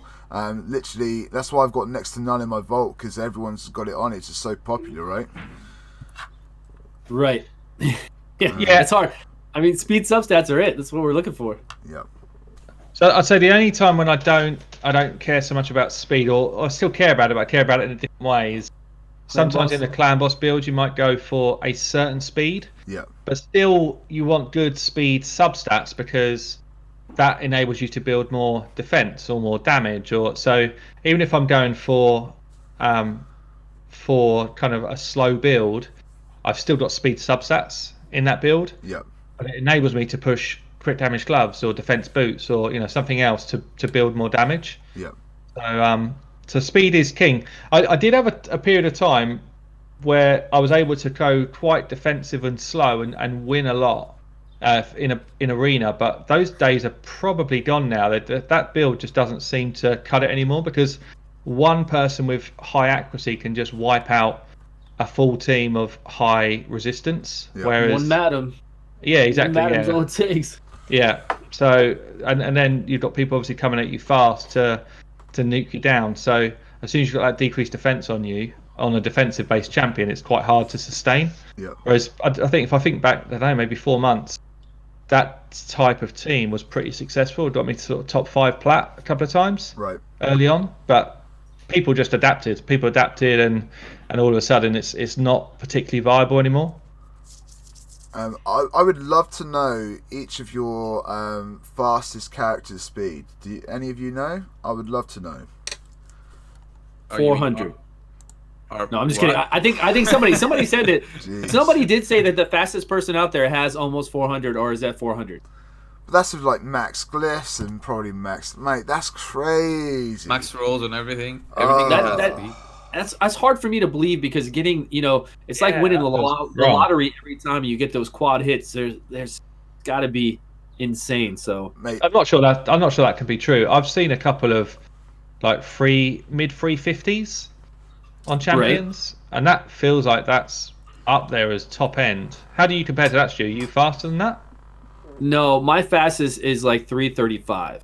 Yeah, so I've seen a 356. I could probably make 340 if I wanted to with glyphs. I have some 6-star glyphs that I haven't used yet. So if I want to, but the thing is, it's really hard for me to get even triple hits on 6-star speed gear. I just can't get it. I get legendary all the time, and it will not hit speed. So whoever is lucky, it's just RNG, right? It's RNG and getting the champions you need for arena, and then it's RNG to get those substats you need in arena. It's a lot about that. did you see the other day when during the summon rush, someone summoned like 100,000 more like points than everyone else, pretty much, and just obliterated the leaderboard? There's people like that in all areas of the game. Guaranteed, someone has literally just spent the last 6 months trying to get their arbiter the fastest. Someone out there's done it. I mean, chat, I don't know how fast your arbiters are or your fastest characters are, but if your speed is like 356 or above, I would love to see a picture of that. So hit that in the chat if you guys have got some super fast characters. I haven't been like pushing plat or anything like that, so I don't know. Mine characters are just not fast at all. I'm barely breaking 300. I think I've got 2 paragons which are like 260, 270. I've got my arbiter which are like 285, 290, something like that. But yeah, I really haven't got super lightning fast characters. Maybe I need to kind of work on that a bit more and farm some more dragon, which everyone keeps telling me I need to do. But yeah, Coldbrew, man, you got any super fast characters? I think Yeah, my fastest one is Arbiter, of course, like everyone else, and she's at 325. Yeah, so that's okay. But I don't really care about speed where I'm at in arena right now, because I just farm gold 4. Yes. Just stay low gold 4. So I'm probably like 99% of the time I'm gonna be first either way if you're close to 300. Yeah. At that rating. But yeah, it's always good to get the 1 or 2 points up, but it doesn't really affect my play style. Okay, so speed is obviously very crucial. Obviously, with the clan bosses, you're going to need a certain bit of speed depending on the strategy that you're going with. But guys, I kind of sold a lot of gear recently because it kind of had no speed. I really want to go hard on the dragon in the next few days, maybe a week. So I kind of wanted to create some space, and I'm being really strict with my gear. If my speed item does not have speed on it, or if it doesn't have amazing substats, then it's just getting out there really and creating space. So the next one on the list, guys, is resistance. It looks like I don't even have any resistance at the moment. So Ice Golem's Peak, big surprise. So let's go to the Ice Golem and resistance. Obviously one of the better sets of the Ice Golem, but it's not like it's not again pulling us towards the Ice Golem though, right? Generally an arena set piece mainly. Right. Right, exactly. In-game arena set for very, situational for only select champions that you have. Sure. Yeah. I mean, I've used it quite a lot over the course of the last since Plat's been out there, I've had probably one champion at least in my lineup that's got quite crazy resistance. Right. Like 500 plus. So I've got a couple of champions now who basically are there to enable my other champions to go. So it might be somebody that can remove debuffs. It might be somebody that I need to kind of keep in the game for longer. Someone like a warlord, especially if you're up against somebody like a Ray that can steal immunity set buffs. Yeah. Because the problem I've got is because I'm not fast enough. I don't have fast enough gear compared to high-end gamers in this. Yeah. I have to go with different tactics. I cannot just try and compete on speed. I'm not quick enough. So I have to try and do something else, which means I need somebody to enable my champions to go.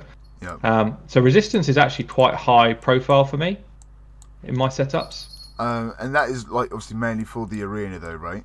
Because you are quite you focus on Plat Arena each week though, don't you? Yeah, but I think there's also, because I've been getting more and more into faction wars, actually resistance plays quite a part in faction wars as well. For the bosses and stuff. Against those bosses? Yeah. Ooh, yeah. Yeah. Sure. But again, are you literally grinding and getting your resistance gear from the Golem then, pretty much? Or you just, like you said, from the other, you just saving it up as soon as you get it? Basically, when we're doing those events, I don't go there. If I go anywhere, it's normally Spider now because I just want the silver, right? But if we've got events running, I make myself get the top rewards during those event cycles, and if it's Ice Golem, then I will be looking out for decent pieces of resistance. I've got probably, I don't know, maybe 3 decent sets of resistance on my account. Nice. And what I'm looking for is the resistance set with triple roll resistances. You know, that's kind of where I'm looking at. A bit of speed, and then as much resistance as I can chunk up as possible. Just before we sort of go and ask Coldbrew about resistance, I just want to make you feel really bad about your account. Stu, how much silver do you have now? Oh, man. I'm still at 500 million, I think. But I was at 750 million before, when I was not playing the game. So I'll get back up there. Maybe this weekend. Maybe right now during Spider's event. I'll get back up there. Okay. All right. I feel like I need my silver back. I'm running low. So low right now. You're literally just doing Spider overnight and just literally selling everything when you wake up, or what? What is your process for that? So I'm very intrigued, man. Well, no, just before, playing the game for a year, I used to farm overnight all the time. I'd farm overnight, Fire Night Keep, I'd farm dragons, everything else, and spiders too, of course. So just over all that time, accumulating a lot of silver, just basically but not really that much spiders, whenever there's a spider tournament, because spiders only takes, 20-something seconds to run it, so you can get a lot. You can burn through a lot. God. But that was back in the day when I had like 20,000 gems all the time. I used to drop crazy amount of money every week on this game, and then now I've slowed down a lot. So my stockpile is going down. It's going down quick. Going down, mate. It's 200 going down million. Quick. I'm so poor. Coldbrew, how much silver do you have, sir? And what are your thoughts on resistance gear? Currently I have 5,262,000 silver. That is a real account right there, Stu, okay? 5 million? Right? 5 million. Not 550 million. 5 million, mate. He can't up anything. I can probably level 2 banners to 16. Terrible. At best. But with the Spider tournament now, I might farm some silver. I want to keep it at 20-30 million at least. Yeah. Just in case something comes up. But yeah, and about the resistance set, I have some resistance set, but I've never actively farmed for it and never really used it other than, just some crazy stuff in the spiders. Yeah. Because you need resistance there for the poisons, and I was trying out some stuff. But yeah, so yeah, we all now feel poor. Thanks for that, Stu. Okay, so we've also got obviously one of the most crucial sets that you'll probably hear about, whether it be for dungeons, for clan boss, for campaign, is the Lifesteal set. Of utmost importance, even when you're going through the campaign, you're wanting to farm those 5-star white pieces just for those main stats, right? Lifesteal is just It's here, there, and everywhere. Multitude of different types of characters will be using it for clan boss. So I've just stocked up on as much lifesteal as I think is valuable, because I just don't know who's going to need lifesteal next, right? But how is lifesteal important to all of you guys? Do you guys use it outside of clan boss, or are you just prioritizing it for clan boss? Faction Wars? Where else do you guys use it? Yeah, Faction Wars. Yeah, depending on the faction, it can be brutal because all factions are not created anywhere near equal. So yeah, it feels like it's less of a priority set the further you get into the game. Like early game, mid game, lifesteal is everything. Yeah. For pretty much any account, but when you start getting champions that can help you replace it, you can start to really push higher stat levels. So pretty much mine's relegated to either faction wars or specific champions that might just have one really good lifesteal set on, just because it's a good set, not particularly because I need it to be lifesteal. So you're on the leech side of things now, right? You're not using lifesteal for your clan boss teams anymore. What's that? No, and I wasn't anyway. So I was using Bad L as my healer. Right. I then we got the buff to leech, so I don't need Bad L anymore. I use leech as my healer. Yeah. And okay, that's cool. And now I've got a Valk as well. Oh jeez. So you throw Valk, you throw leech. You don't need lifesteal at all when you've got those sort of champions. So the game's changed for me actually in the last 2 weeks. But before that, I was using Bad L purely for healing and only had Skull Crusher in lifesteal out of my clan boss team. Right. So I've not used lifesteal in a long time. That sounds like a very different to what most other people have. It sounds like most people that I know literally have lifesteal on pretty much everyone apart from apothecary type thing. But yes, Stu, what are your thoughts on lifesteal? Are you using it on clan boss? Are you using leech as well? Because I think leech is kind of, since the buff is kind of we talked about it last week on the podcast, but people haven't really kind of dove into leech just as yet. Right. No, I'm all about unkillable teams on clan boss. Even before, just 100% give me an unkillable. I don't want to have to, mess with too many champions and make them all different speeds, and then I can't really, speed them up for other things in the game that I do. I don't want to put my Valkyrie in there and then not be able to just have some fun with my Valkyrie in arena if I want to. If somebody outspeeds me just a little bit with an Arbiter or something else, I can bring in a Valkyrie and I can counter that. Yeah. But I want to be able to, put my Valkyrie where I want her and play her where I want her to. I think unkillable is the best thing out there. And plus, I hate doing the clan boss anyway. So if I can do an unkillable team and I don't have to worry about any of that stuff, I'm set. And I've always used like the Painkeeper, the Man-Eaters, the whatever else before. So now I'm using the 2 Man-Eaters. I really don't like the clan boss. It's truly boring to me, but it's got all the good stuff, right? It's got all the good drops. Okay, so we've got Hades, which is doing the leech with Badal. We've got Stew, which is doing unkillable. Coldbrew, I've hyped up the lifesteal set. Save me. Yeah, lifesteal set is like the most important drop I can get from the dragon right now because I've got I knew we were friends. There we go. Okay. Oh, that was the question, right? Okay, go ahead. Yeah, so I've got the counterattack setup going. So without like my team hitting with the counterattack and War Master or Giant Slayer, they won't survive. Yeah, they won't survive without lifesteal. So, and I don't have any leech champion, so I can't do what Hades does. Yeah. So yeah, lifesteal is very important for me, and even getting a good, defense percentage primary on the lifesteal helps me so much more with, trying different setups and not need to, switch gear all the time. Yeah. And thinking about this, I had like a thought: what if they added a leech set in the ice golems? That would make it much better, I think. Like a champion that applies leech, just because of his set. That would make it so much better. If you don't have a leech champion right now. The old percentage, half of what it was, 10%. Say 10% for the set bonus. Oh, it's like poison is 2.5%, and you could do like half, couldn't you? Just have a little something. It's better than nothing. You can try it at 10%, see if it works. It could help you out in some stuff and in some way. Yeah, I'm right there with you, man. I've got countless clan boss teams over the last year and a half, and mate, they've all involved Lifesteal set. It's just been my strat for whatever reason. I've kind of been struggling on the clan boss of late. To be fair, Spirit Affinity is my favourite affinity because I get like 20 mil a key, but it's nothing game breaking.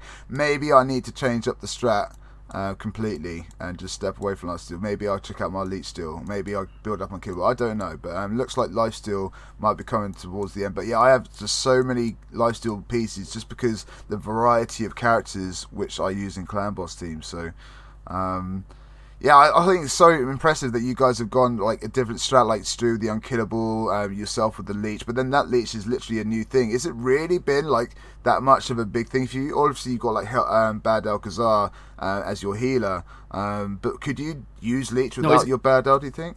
He's got Mashald. Yeah, I got Mashald in for my Leech. And the cool thing for me, changing to Leech, is I've gone from a speed-tuned team where I was hitting like 36, 37 million pretty consistently, to a full speed team. So I've got new champions I'm using. For me, like Clan Boss is great fun again. Yeah. I'm pushing like 50 million per key, going all out nuts, crazy speed, crazy damage builds, like completely different to what I've done for the last 5-6 months or 4 months, whatever. Right.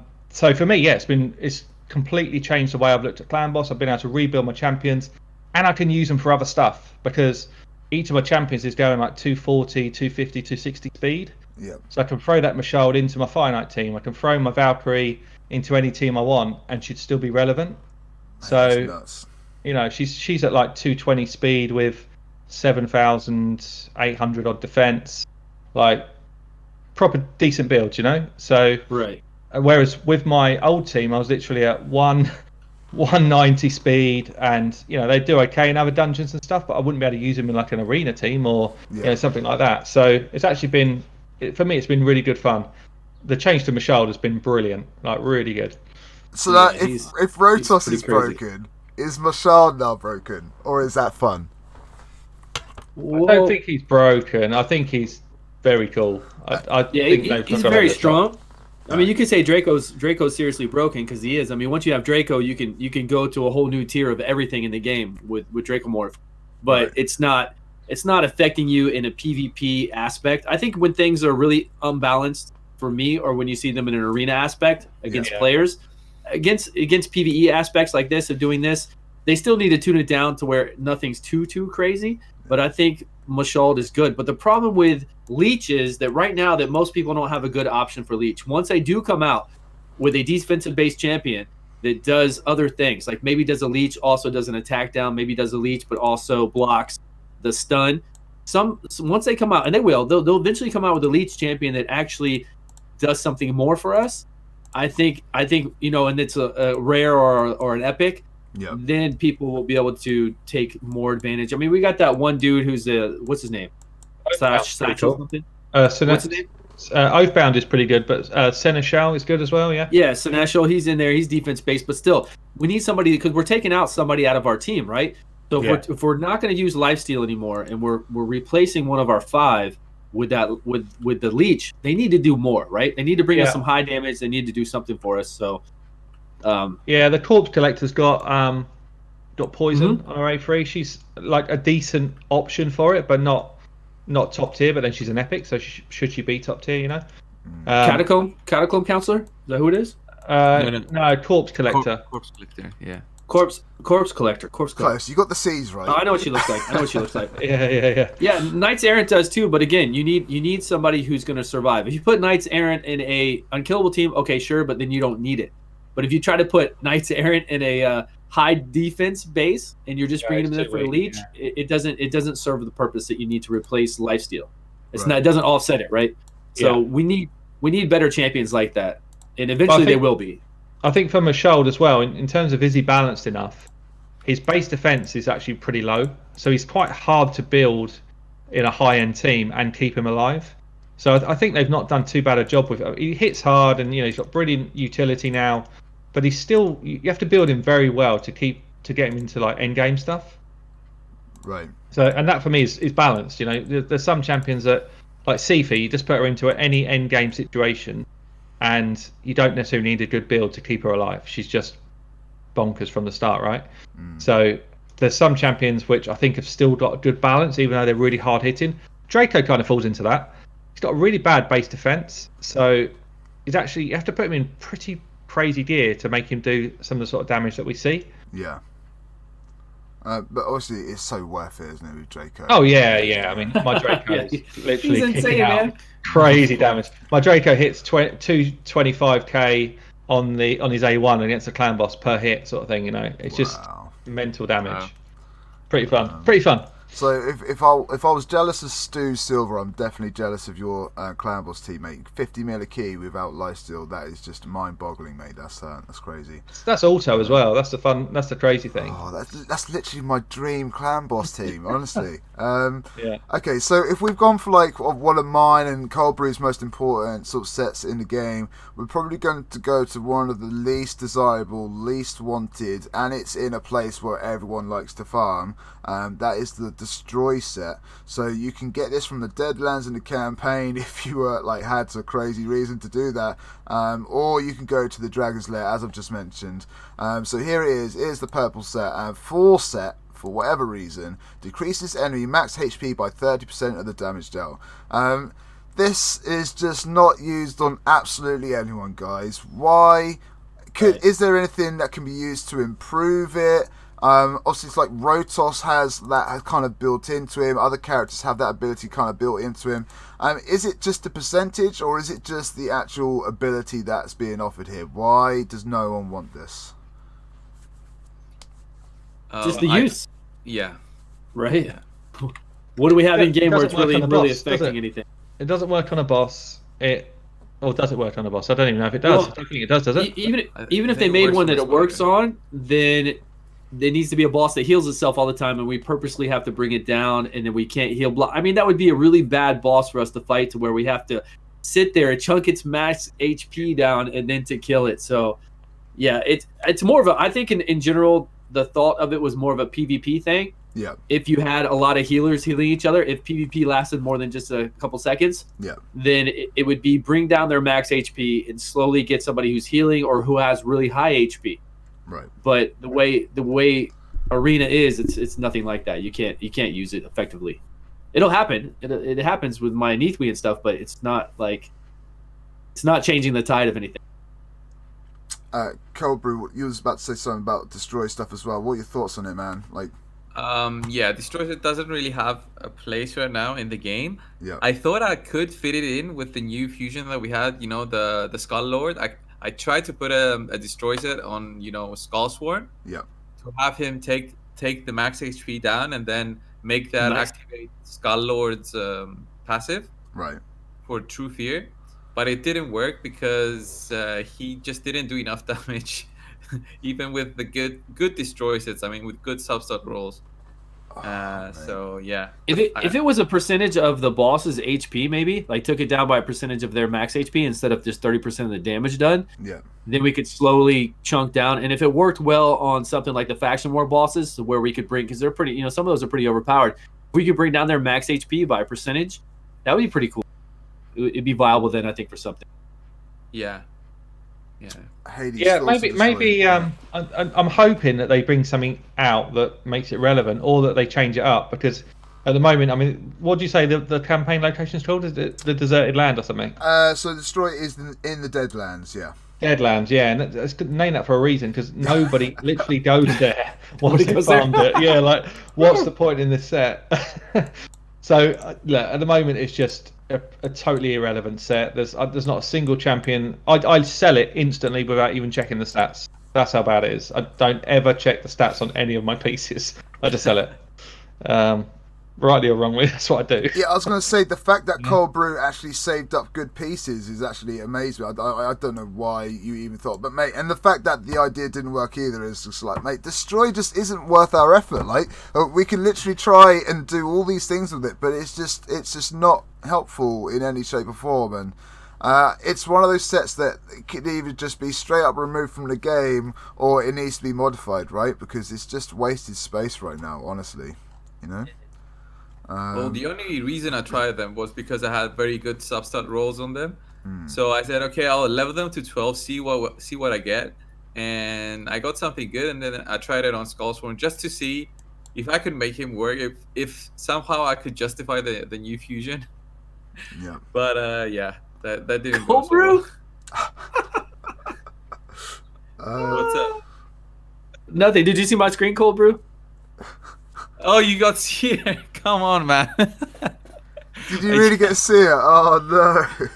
Like number 5 seer. I don't know what it is, but yeah. Oh dear.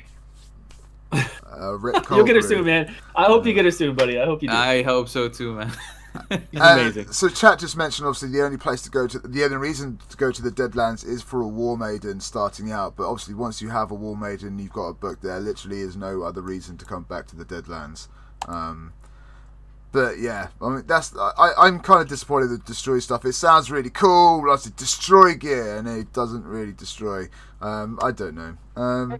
You simply have to tweak the numbers of it. You know, like you'd have to do it so that you're absolutely nuking somebody's max HP. If you're fighting somebody, I don't know, like you got the Seafies out there that heal all day long, and you know if she's paired with people with maximum HP like Mountain Kings, but then how do you stay alive long enough to make it work? At the moment, there's just nothing that makes it work.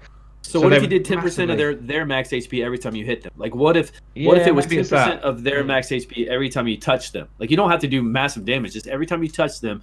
That way, if it's on somebody like Duchess later on, obviously it's not on our Duchess now, but if it's on somebody awesome like Duchess later on, that's a pretty powerful champion. Somebody who's really hard to kill, somebody who does other cool support things, but then also their A1 doesn't have to do massive damage. All it has to do is touch somebody, and it lowers their max HP by 10%. That could be fun because then that's a real threat from that champion. Yep. I think that'd be pretty cool to do. But yeah, so it would just need some tweaking for sure, right? It's not in a great state. No one wants it. No one needs it. It is just wasted space right now, right? Let's get Polarium on here and talk to them about their game while we do this podcast. That'd be great. I would love to have someone in to just talk about stuff like this because that'd be great. So basically, I wanted to base the podcast off of another podcast from another game.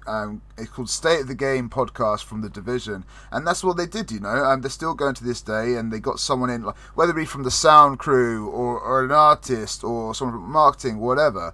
Getting someone in for the podcast like this would be great to have those kind of views. You know. What time is it there in where they at? Ukraine. I can't remember right now. Ukraine time now. Reasonable time. Like it's good time, right? 6-ish. So 6:34 p.m. We could get what's her name to join us sometime. I'm sure we could talk to. Damn it, man! I haven't talked to her in forever. What's her name? The blonde girl. Cirilla, yeah. We could get Cirilla to join us. I bet she would do it. I bet she would.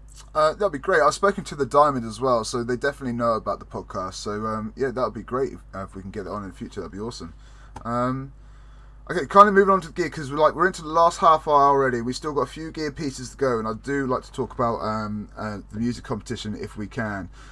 So Destroy, we've talked about Toxic again. I think it's kind of in the Destroy segment. Now, if you're going to go with poison, you're going to go with someone that has a 5% poison and not a 2% and not a 2.5%, and that's built into the character, and so that basically nullifies the poison at 2.5%, right, guys? Like, do you guys use the poison set at all? Very early game. There's some uses for it, like to kill the dragon with uncommons or rares, but not really for endgame. I think I farmed it. I farmed it early game, right? Because I didn't have a good poisoner. But back then, it was really there wasn't anywhere near the amount of good poisons that there are now. Right. So there wasn't like the Frozen Banshee rare sort of champions around, or cult brawlers. Pretty much, if you didn't pull yourself a Steel Skull or a Juliana, you needed to find a way to do more poison. If you were only using a Kale. So I did farm a bit early on, but nowadays I don't really feel like it's got much of a place. Apart from, like Coldbrew said, if you're really struggling to take down something like the dragon. But even I then, think that should be our next challenge. I think our next challenge should be to kill dragon with only poisons from poison set. Like no max HP champions, no cold hearts, no royal guards, no nothing else. Only taking a team that has poison gear on, and we kill the dragon with just poison. I love that, by the way. With rares. That means you're all going to have to spend 2 weeks farming for toxic gear because none of you have got any. I've got a lot. Oh, right. So that's okay then. That's all right. Stu's fine, yeah. Yeah, Stu's fine. I feel like we should do it just with resist set. No. No problem. Let's do it. Oh, mate. Actually, yeah, I've got some toxic sets too. Okay. Yeah, everybody's got toxic. Unlucky Hades. Yeah, I don't even know if I got a single toxic piece. Start farming now, mate. What if? So someone mentioned in chat. So we've got it's on 2.5% at the moment. We've got characters which have a 5%. Would it be beneficial to just up the percentages to like a 7% or something like that, or is that just way too much? Up which one? Up what now? The toxic. So the toxic is 2.5%, right?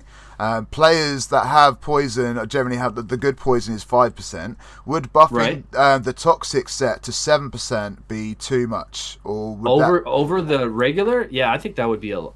Yeah. Wouldn't it? Even if we did it at 5% for a 4-piece set, I don't feel it's that bad, and it would bring a lot to the clan boss, maybe. Yeah. Especially if you were doing a build where you could do with Lifesteal. With Leech. Yeah. And then you brought people in there with Toxic set. I think that would be pretty insane at 5%. 5%. Did you just say so? Did you say 2-piece, 2.5%, 4-piece should be 5%? No. That'd be cool. It's a 4-piece set for starters. So my view was drop it down to either 2-piece set gives you 2.5% poison, and then if you push it to 4-piece set, you should get the full 5% poison. I like that. So you could have a hybrid. You can even turn it into a 2-piece or a 4-piece. Yeah. So rather than because 4 pieces is a lot to get no additional stats. Yeah. For a 2.5% poison, if they pushed it so that it actually made it a bit more worthwhile, so that if you're struggling, because a lot of teams, I look at a lot of teams, and let's say you've got a Steel Skull, he doesn't do enough poison for the clan boss on his own, but he's a great champion. Yeah. So if you could get one more champion built in poison set to compensate that Steel Skull's not going to do enough, saves you having to bring in a completely different poisoner. So you still might have a utility based champion or a healer or something like that, but they can actually lay decent level poisons. Then I feel like it's got a use. Or your healer that's running through dragon, if they can lay 5% poisons, feels like they've got a use. Whereas 2.5% is just wasting debuff space. Basically, it's such a weak hit. So I feel like they just need to have a bit of a rethink on that set and push it to a 2 and a 4. Do you think they could do that for many sets? Like have a 2-piece option and a 4-piece option? It feels like it should be viable. Yeah. Or some of them pull down to 3-piece. Like if you want Destroy set to still be in the game, pull it down to a 3-piece set. I don't know. They need to play around with it. It's been in the game for what? A year and 2 months or something. Beta, really. Yeah. They just need to reevaluate some of this stuff. Yeah, I think they should just add some sets on on the ring or amulet or banner, so that you can use those to do like 2 4-set bonuses on your champion. Okay, so you're on about adding the jewelry into these sets rather than just factions. You're giving this. I like that. Yeah, a way to change it also. So like for the stuff that you already have, like put a buff, some kind of buff on them that makes it like a +1 on Lifesteal set, for example. That will make you have so many different. Maybe use Lifesteal set with, some kind of other set, or use So how about what if jewelry had on the jewelry bottom left hand corner you've got the faction, and the bottom right corner you've got the level. What if above the faction on the bottom left hand corner you had 2 additional squares, and you could fuse 2 other gear pieces like say poison, for example, into that ring to turn it into a poison ring? Those gear pieces would be destroyed, but you would get the poison essence and turn your ring into a poison ring, and you could do the same for the amulets and the banners, right? What do you guys think of that? Cool. Or similar to, like, you could get a different style of glyph that does the same thing for jewelry. So it's the same idea, basically the same idea though. Yeah. But you've got to get the right level of glyph to go with that piece of item. Yeah. I actually think that'd be a really cool idea, as long as the buffs are relevant. But yeah, I think that could be really cool. I mean, just making even jewelry like that unique to you, right? Because you might have this really amazing character, but you've gone a different way on the jewelry than other people, and you've wanted that character to do this or whatever. I think you're using other gear pieces. Maybe you're not using the substats of the gear pieces. Maybe you're just using the set abilities and getting that ability from it. I think that could be really cool and add another dimension to the jewelry. You know, that could be great. Yeah, I think that's a good idea. Definitely. Okay, so that's good stuff. So that's the toxic. On to the retaliation. So the retaliation is in everyone's favourite dungeon, as we found out tonight in the Ice Golem. It's 25% chance to counterattack when hit. Again, it's a 4-piece turn. It can also be farmed in the campaign at Godfrey's Crossing. But yeah, Ice Golem, guys. Retaliation. We've kind of gone over this already. I've been so blessed with counter-attack champions.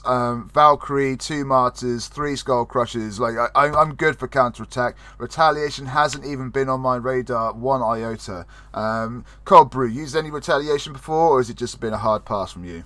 I tried using it in some kind of setups. Use the retaliation and the the lifesteal mastery in the offense tree. Yeah. I tried to use that in the spider as for a tank. So it didn't really work. But I think retaliation needs some kind of buff.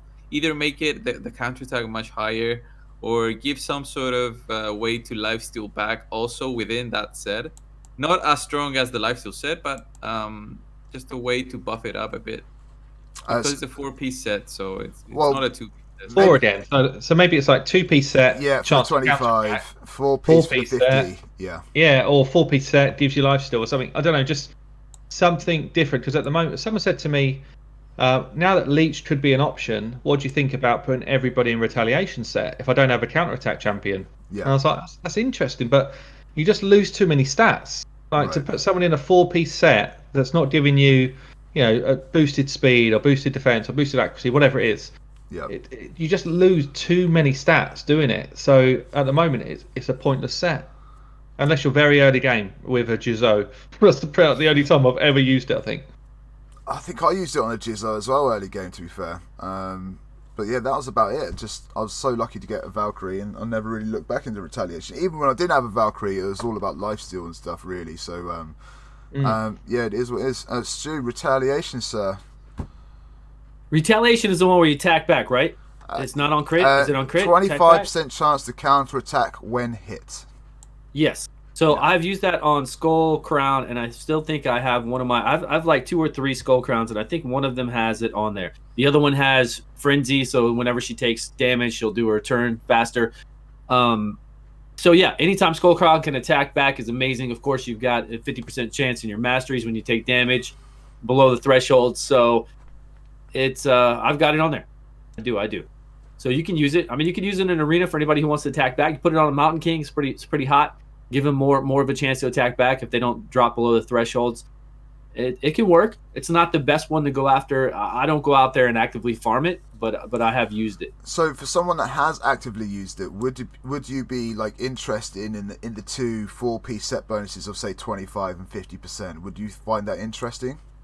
Yeah. If they lowered it, if they made any of these set bonuses so you could make it more interchangeable with different things, so we could have more customization. Yeah, for sure. That would make the game, any kind of layer of depth into the game like this would add to some fun for all of us, I think. So Captain Crash from my chat, I love the idea. I don't know if it would work out or not, but so Longbeard has the ally attack, right? Why don't they change it from retaliation to ally attack? So 25% chance to have ally attack when you are hit or something. So you could have like the whole group just retaliate. I think that'd be pretty interesting. Like I love that beard for that long beard move as well. If you could have that on a set, that would be amazing. That's my opinion. Might be a bit OP. Mate, it would be fun. It'd be pretty crazy, but maybe it would be fun. Yeah, that'd be pretty nuts. So it's honestly they already need to bring retribution and all the other counterattack in the support tree on the defensive tree. They need to bring those percentages down. It's already way too high. 50% is way too high. People in arena get just crazy counterattack with Rotos or with anybody out there. Even Skull Crowns, and back in the day when Mountain Kings were used more often, now with Rotos not so much. Yep. It was just insane to get these lucky counterattacks all the time. And at 50%, it's not that lucky. It happens a lot. It really happens a lot. Okay, So I feel like that should be lowered, and then you could put in different percentages for artifacts and make it that you have to have those artifacts on to do what you used to do with your masteries. You know what I mean? Yeah. Oh, Kind of spread it out. It's just another one of those sets that because I've had the Valkyrie, I just never really looked into, but I should really have a little look and see what we can do. But it's just again 4 pieces. You're losing out on so much stuff. It's I would rather go a different route, but.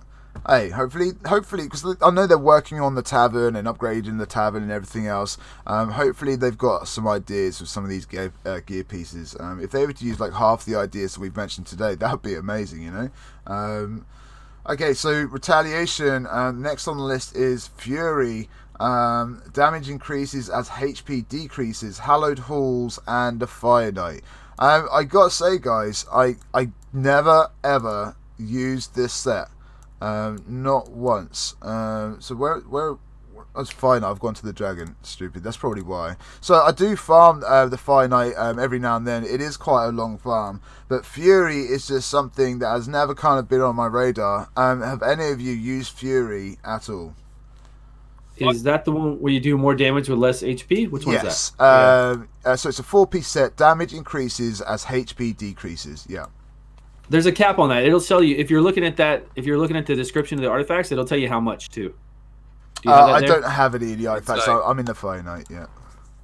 Okay, I'm gonna hit upgrade. When you upgrade artifacts and hit the little icon there that says artifact upgrade, it'll tell you the specifics. And I think it goes up to an additional 20%, 30%. Let me find it really quick. Oh, but it's not. Yeah, I see what you mean. Yep. It's not insanely high. I think it's. I never knew that was in the game. I know. What? Literally, I've never seen where that is. I'm on it right now. If you guys are there, did you see it? Go to upgrade an artifact. Yeah, so I'm just about to show chat as well. So yeah, you go to that upgrade artifact, like Stu mentioned. You get to that section, hit the artifact icon. I've shown chat this as well. Not only do you get to see all the stats that go onto your weapons and jewelry, but there are many other useful information down here as well. And down here is. The set bonuses, and it does tell you as well. Stacks up to 25%. So you do 25% additional damage with 5% per every 10% loss. Right. So what? You just max you get is additional at 50% HP loss. Yeah. Yeah. Right. So at 50% HP loss, we're getting 25% additional damage. This might be good on an unkillable team comp. Yeah. Maybe, but I don't know. I've used it on an Umbral before. Umbral who gains more damage. Right. Anyway, as she loses health, so she's kind of got this inbuilt into her passive, and she goes unkillable and kind of provokes a whole team. Yeah. So she can kick out some crazy damage anyway. I've used Fury set on her, which was quite fun, but again, you lose a lot of stats to do it, right? She needs accuracy, she needs speed, she needs crit damage. It's very hard to get all of the stats you need when you're putting on one of these sort of sets, especially if you're trying to compete at any sort of decent level. That's the problem. That's the problem with all of these 4-piece sets. I feel like they've pushed it too high with 4 pieces because you just lose out on too many stats. If that was 2 pieces only, the amount of people that would try that out would be ridiculous. That would be on so many sections, I think, especially for your glass cannons and stuff. Skull crown. Skull crowns, unkillables. That would be really cool. Or even if they moved all of the 4 pieces which aren't used, which is most of them, right? Yeah. Even if they moved them all to 3-piece so that you could put a combination of 2 of these sets on. Yeah. I feel like they become viable all of a sudden. Like at the moment, most of them are not. Well, like we mentioned with the jewelry as well, if you could fuse them into the jewelry as well, that's another set basically in the jewelry, and that could be pretty cool. So you could have your unkillables, like your Skull Crusher or whatever, and then obviously you've got an infused ring with a bit of fury, so he does that extra bit more damage. I think that could be really interesting, and that brings diversity to everyone's builds also, Yeah, I really like that idea with the jewelry. Actually, I think that would be really cool. I don't know how much coding that would take, but yeah, I'm sure it's only a couple of lines. That's it. Yeah, sold. That's it. That's the case with everything. I love that response. Mad Capper had a good idea in here. And Summoners Wars, all these ideas that I've talked about before, where you should get 1 arena point for getting a loss, and where you should get all these other things that I've ever talked about from games. Yeah, they're all from other games that are out there, right? They know these ideas. They know they're out there. So Mad Capper said they should have an ability or an artifact that nullifies passives. And they do. They have that in Summoners Wars. They have it out there. It's called Oblivion in Summoners Wars. And you nullify the person's passive. So you could go in there, you could hit Torment with a debuff for 2 turns, and then it nullifies his passive. So you don't even have to worry about it. That is definitely what the game is missing. It is missing that. And they know that. They know these games have that. I just don't know what's going on. Why they're not in here, I don't know. Yeah, Seven Deadly Sins has a different kind of thing with food as well, where you can eat different types of food. It gives you different buffs that can help you either in PvP, help you with farming, helps you like basically everywhere in the game. So for example, they have something like that gives you double points when you do PvP, or they have something that makes you get double loot from when you do boss battles. So they could add that in the game as well. God, so many good ideas from you guys today, huh? I like it. Okay, so kind of the next one kind of on the list, and the list is getting shorter. I doubt we'll finish the whole list so far, but we'll see. Curing. Again, another 4-piece set. 10% bonus heal. You can farm it in Brimstone Path and Fire Knight's Castle. Again, Curing is another set, which is something I haven't really tried out. So Fire Knight, for starters, is a very tough dungeon to get farming, right? It takes you a while to get your characters up to speed and to be able to farm that Fire Knight. And even then, like, you're focusing on other gear pieces. Curing hasn't jumped on my radar again, guys. Have any of you guys used it? Or Hades, did you even know it existed? There we go. It existed because it's the first one I sell all of it. Any of it. It's the first one I look out for to sell. Okay. It's the worst set piece in the game, isn't it? Okay, so is there a worse one?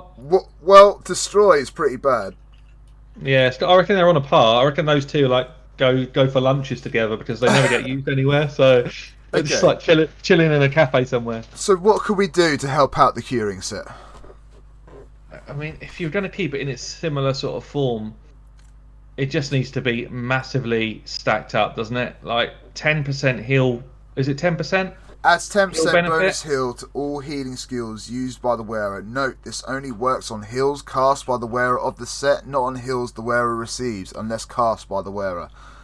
So yes. Do you guys know if that works on passives? So someone like a Sifi passively heals. Does that buff the heal? Do we know? Okay, well, you can look at it from that. I think if you look at it in there in the details of it, first off, it doesn't work on regeneration. It only works on straight up heals. So It won't do any effect to regeneration. And again, it's multiplicative. So if you're healing for 30% of your heal and you get an additional 10%, it's only going to take you to 33% heal. So it doesn't add enough. And it's a 4-piece set, I believe. So, right? Is it a 4-piece set? 4-piece, yeah. So it doesn't add enough for you to warrant ever using that piece. Ever. I've never ever put that set on anybody since I played this game in a year. Just the bin. Yeah. Straight in the bin, that one. Literally, I don't even look at the stats. It's straight in the bin. Coldbrew, what would you do to the Curing set, buddy? Have you even tried to build someone with it, or is it just straight in the bin? No. Never try. I always try to look at the substats when I get an item because you never know if you get like 3 cool substats on an epic or a legendary. There might be some uses of broken sets for like Royal Guards and Cold Hearts. But if it doesn't have a good roll, it's just going to be in the bin. I'm seeing a lot of challenges for you guys in the future. Honestly, this is going to be interesting. Can you imagine just doing a challenge with Fury, Curing, Destroy, all the sets that no one wants to use? Like all the time.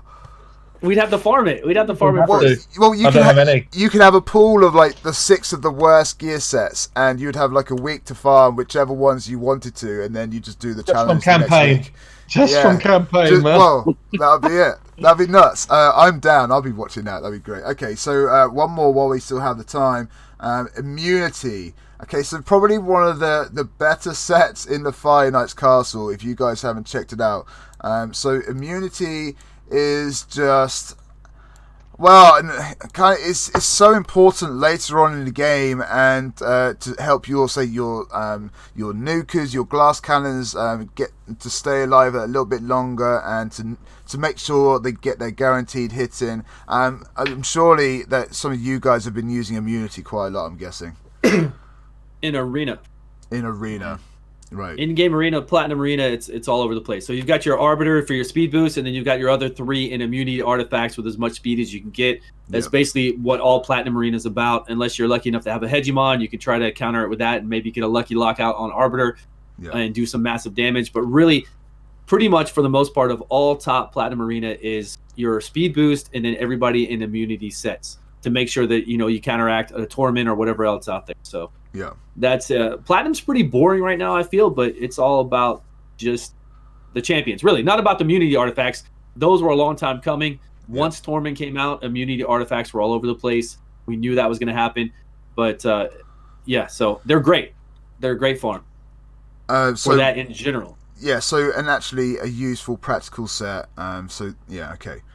Well, it's been like 5 set pieces that we talked about that's actually been useful, so I'm actually surprised that we actually got one. Coldbrew, have you even used much immunity at all? Use it anywhere else or just in arena? Just arena. Yeah. Doesn't fit really much anywhere else than arena. Maybe the faction wars when you reach the boss, it can help to resist the first wave of his hits, but.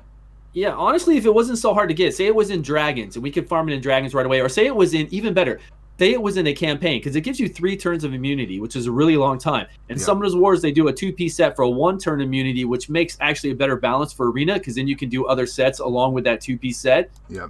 And I've always been complaining to the devs to make it a 1-turn for 2-piece, but we have it for 3 turns. If you could get it early game and do it for Dragons, so when those Tyrells try to give you a decreased defense, and then those Hordens follow in, every wave, every time you zone in, you get it for 3 turns.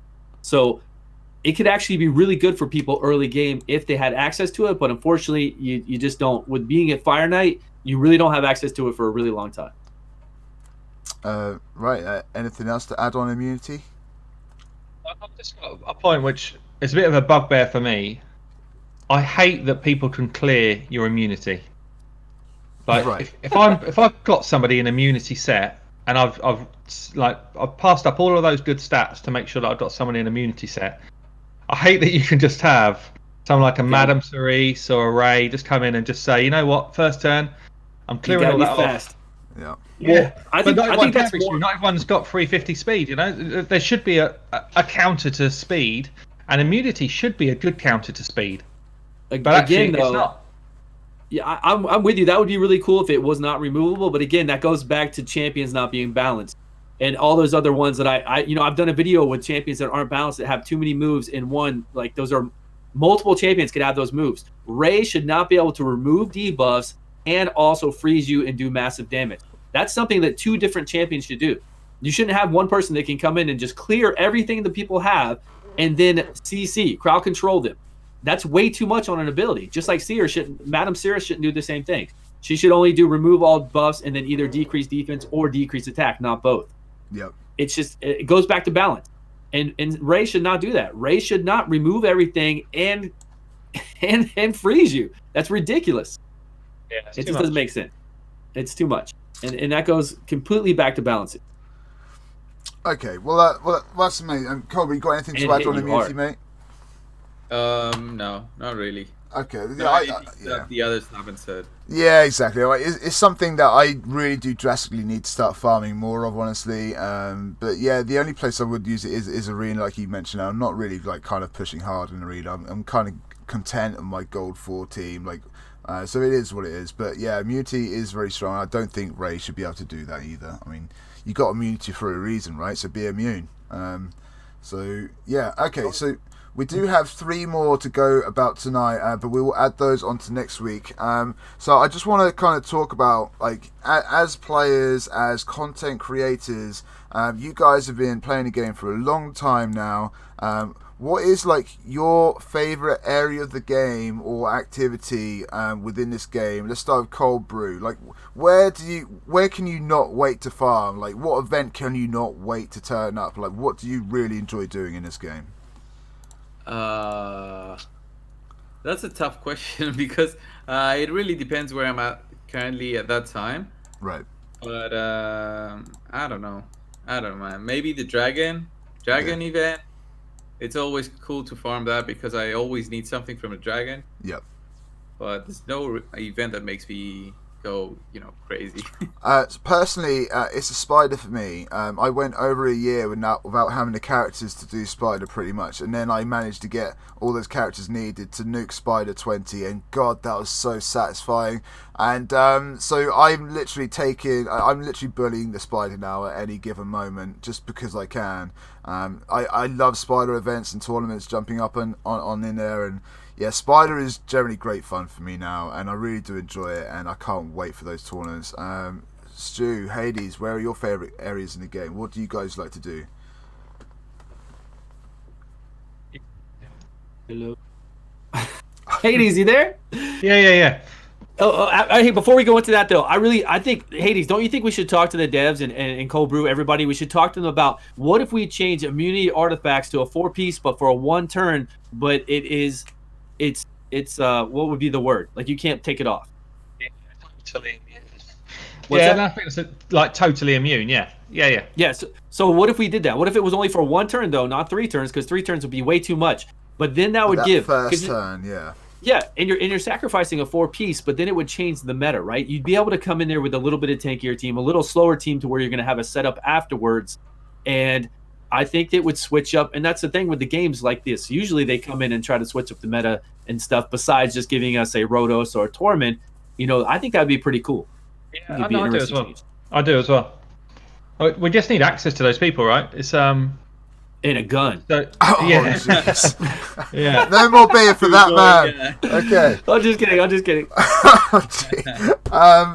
But yeah, I'm sure they can't wait to come on now.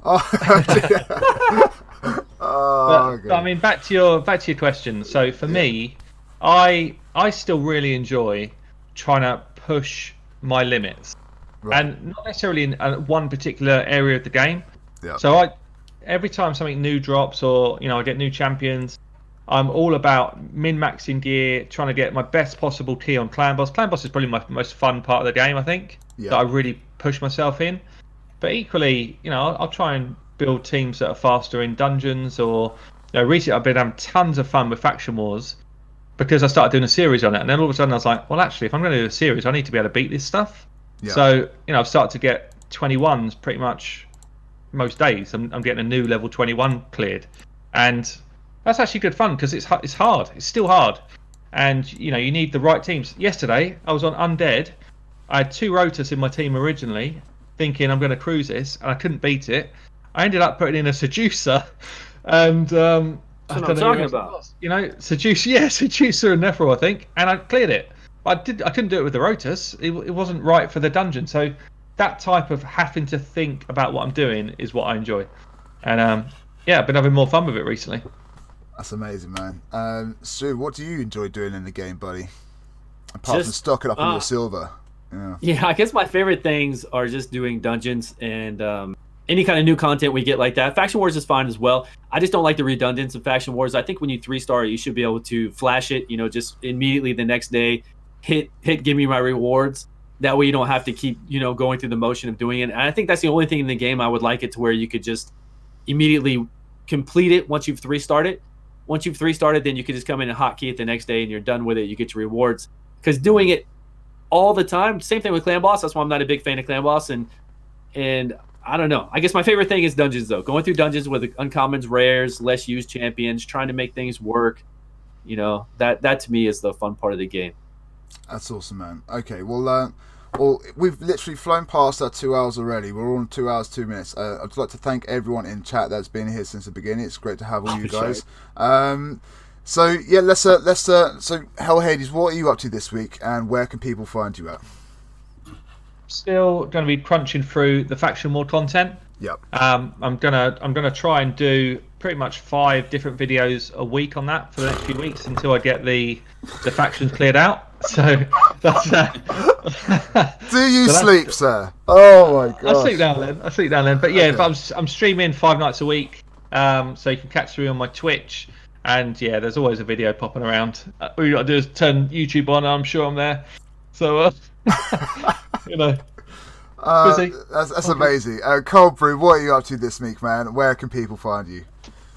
Yeah, I'm also started streaming a bit more than usual, at least like 2 or 3 times a week. Nice. Also, a video every at least once every other day, and yeah, the usual until something new comes up from Plarium, you know. Any special videos coming out this week that you're quite proud of, that you want people to stay tuned for? Not really, but I have some. I have some in my. I have some ideas in my head. Okay, well, I can't wait to see what you got out, man. That would be good to see. Okay, so go check out Coldbrew on YouTube and on Twitch. And Mr. Stewgaming, sir, what are you up to this week? Where can people find you?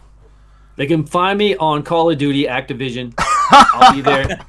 I'll be there beasting it up on Domination, which I'm going to do after this stream, and like I did today and last night. And I put up a Call of Duty video on my channel, so go watch that. Support my Call of Duty career. That's what I'm going to fall back on, everybody. That's it. Falling back on my Call of Duty career, so please support that.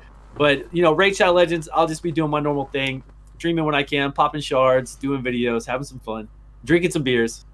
That's great. So thank you very much to everyone tuning in. This has been amazing. The podcast is growing each week, and that's all down to you guys showing your support. So make sure you go and jump onto these guys' channels. Go and hit that follow button. Go and hit subscribe. Go get those numbers up. It's great to have you all here. This has been Shadow Legends Assemble, episode 4. This is the Shadow Legends, and we'll see you guys next week. All right? So thank you very much, and we'll see you all later, guys. Take care. Stay safe. Thanks, bud. Have a good one.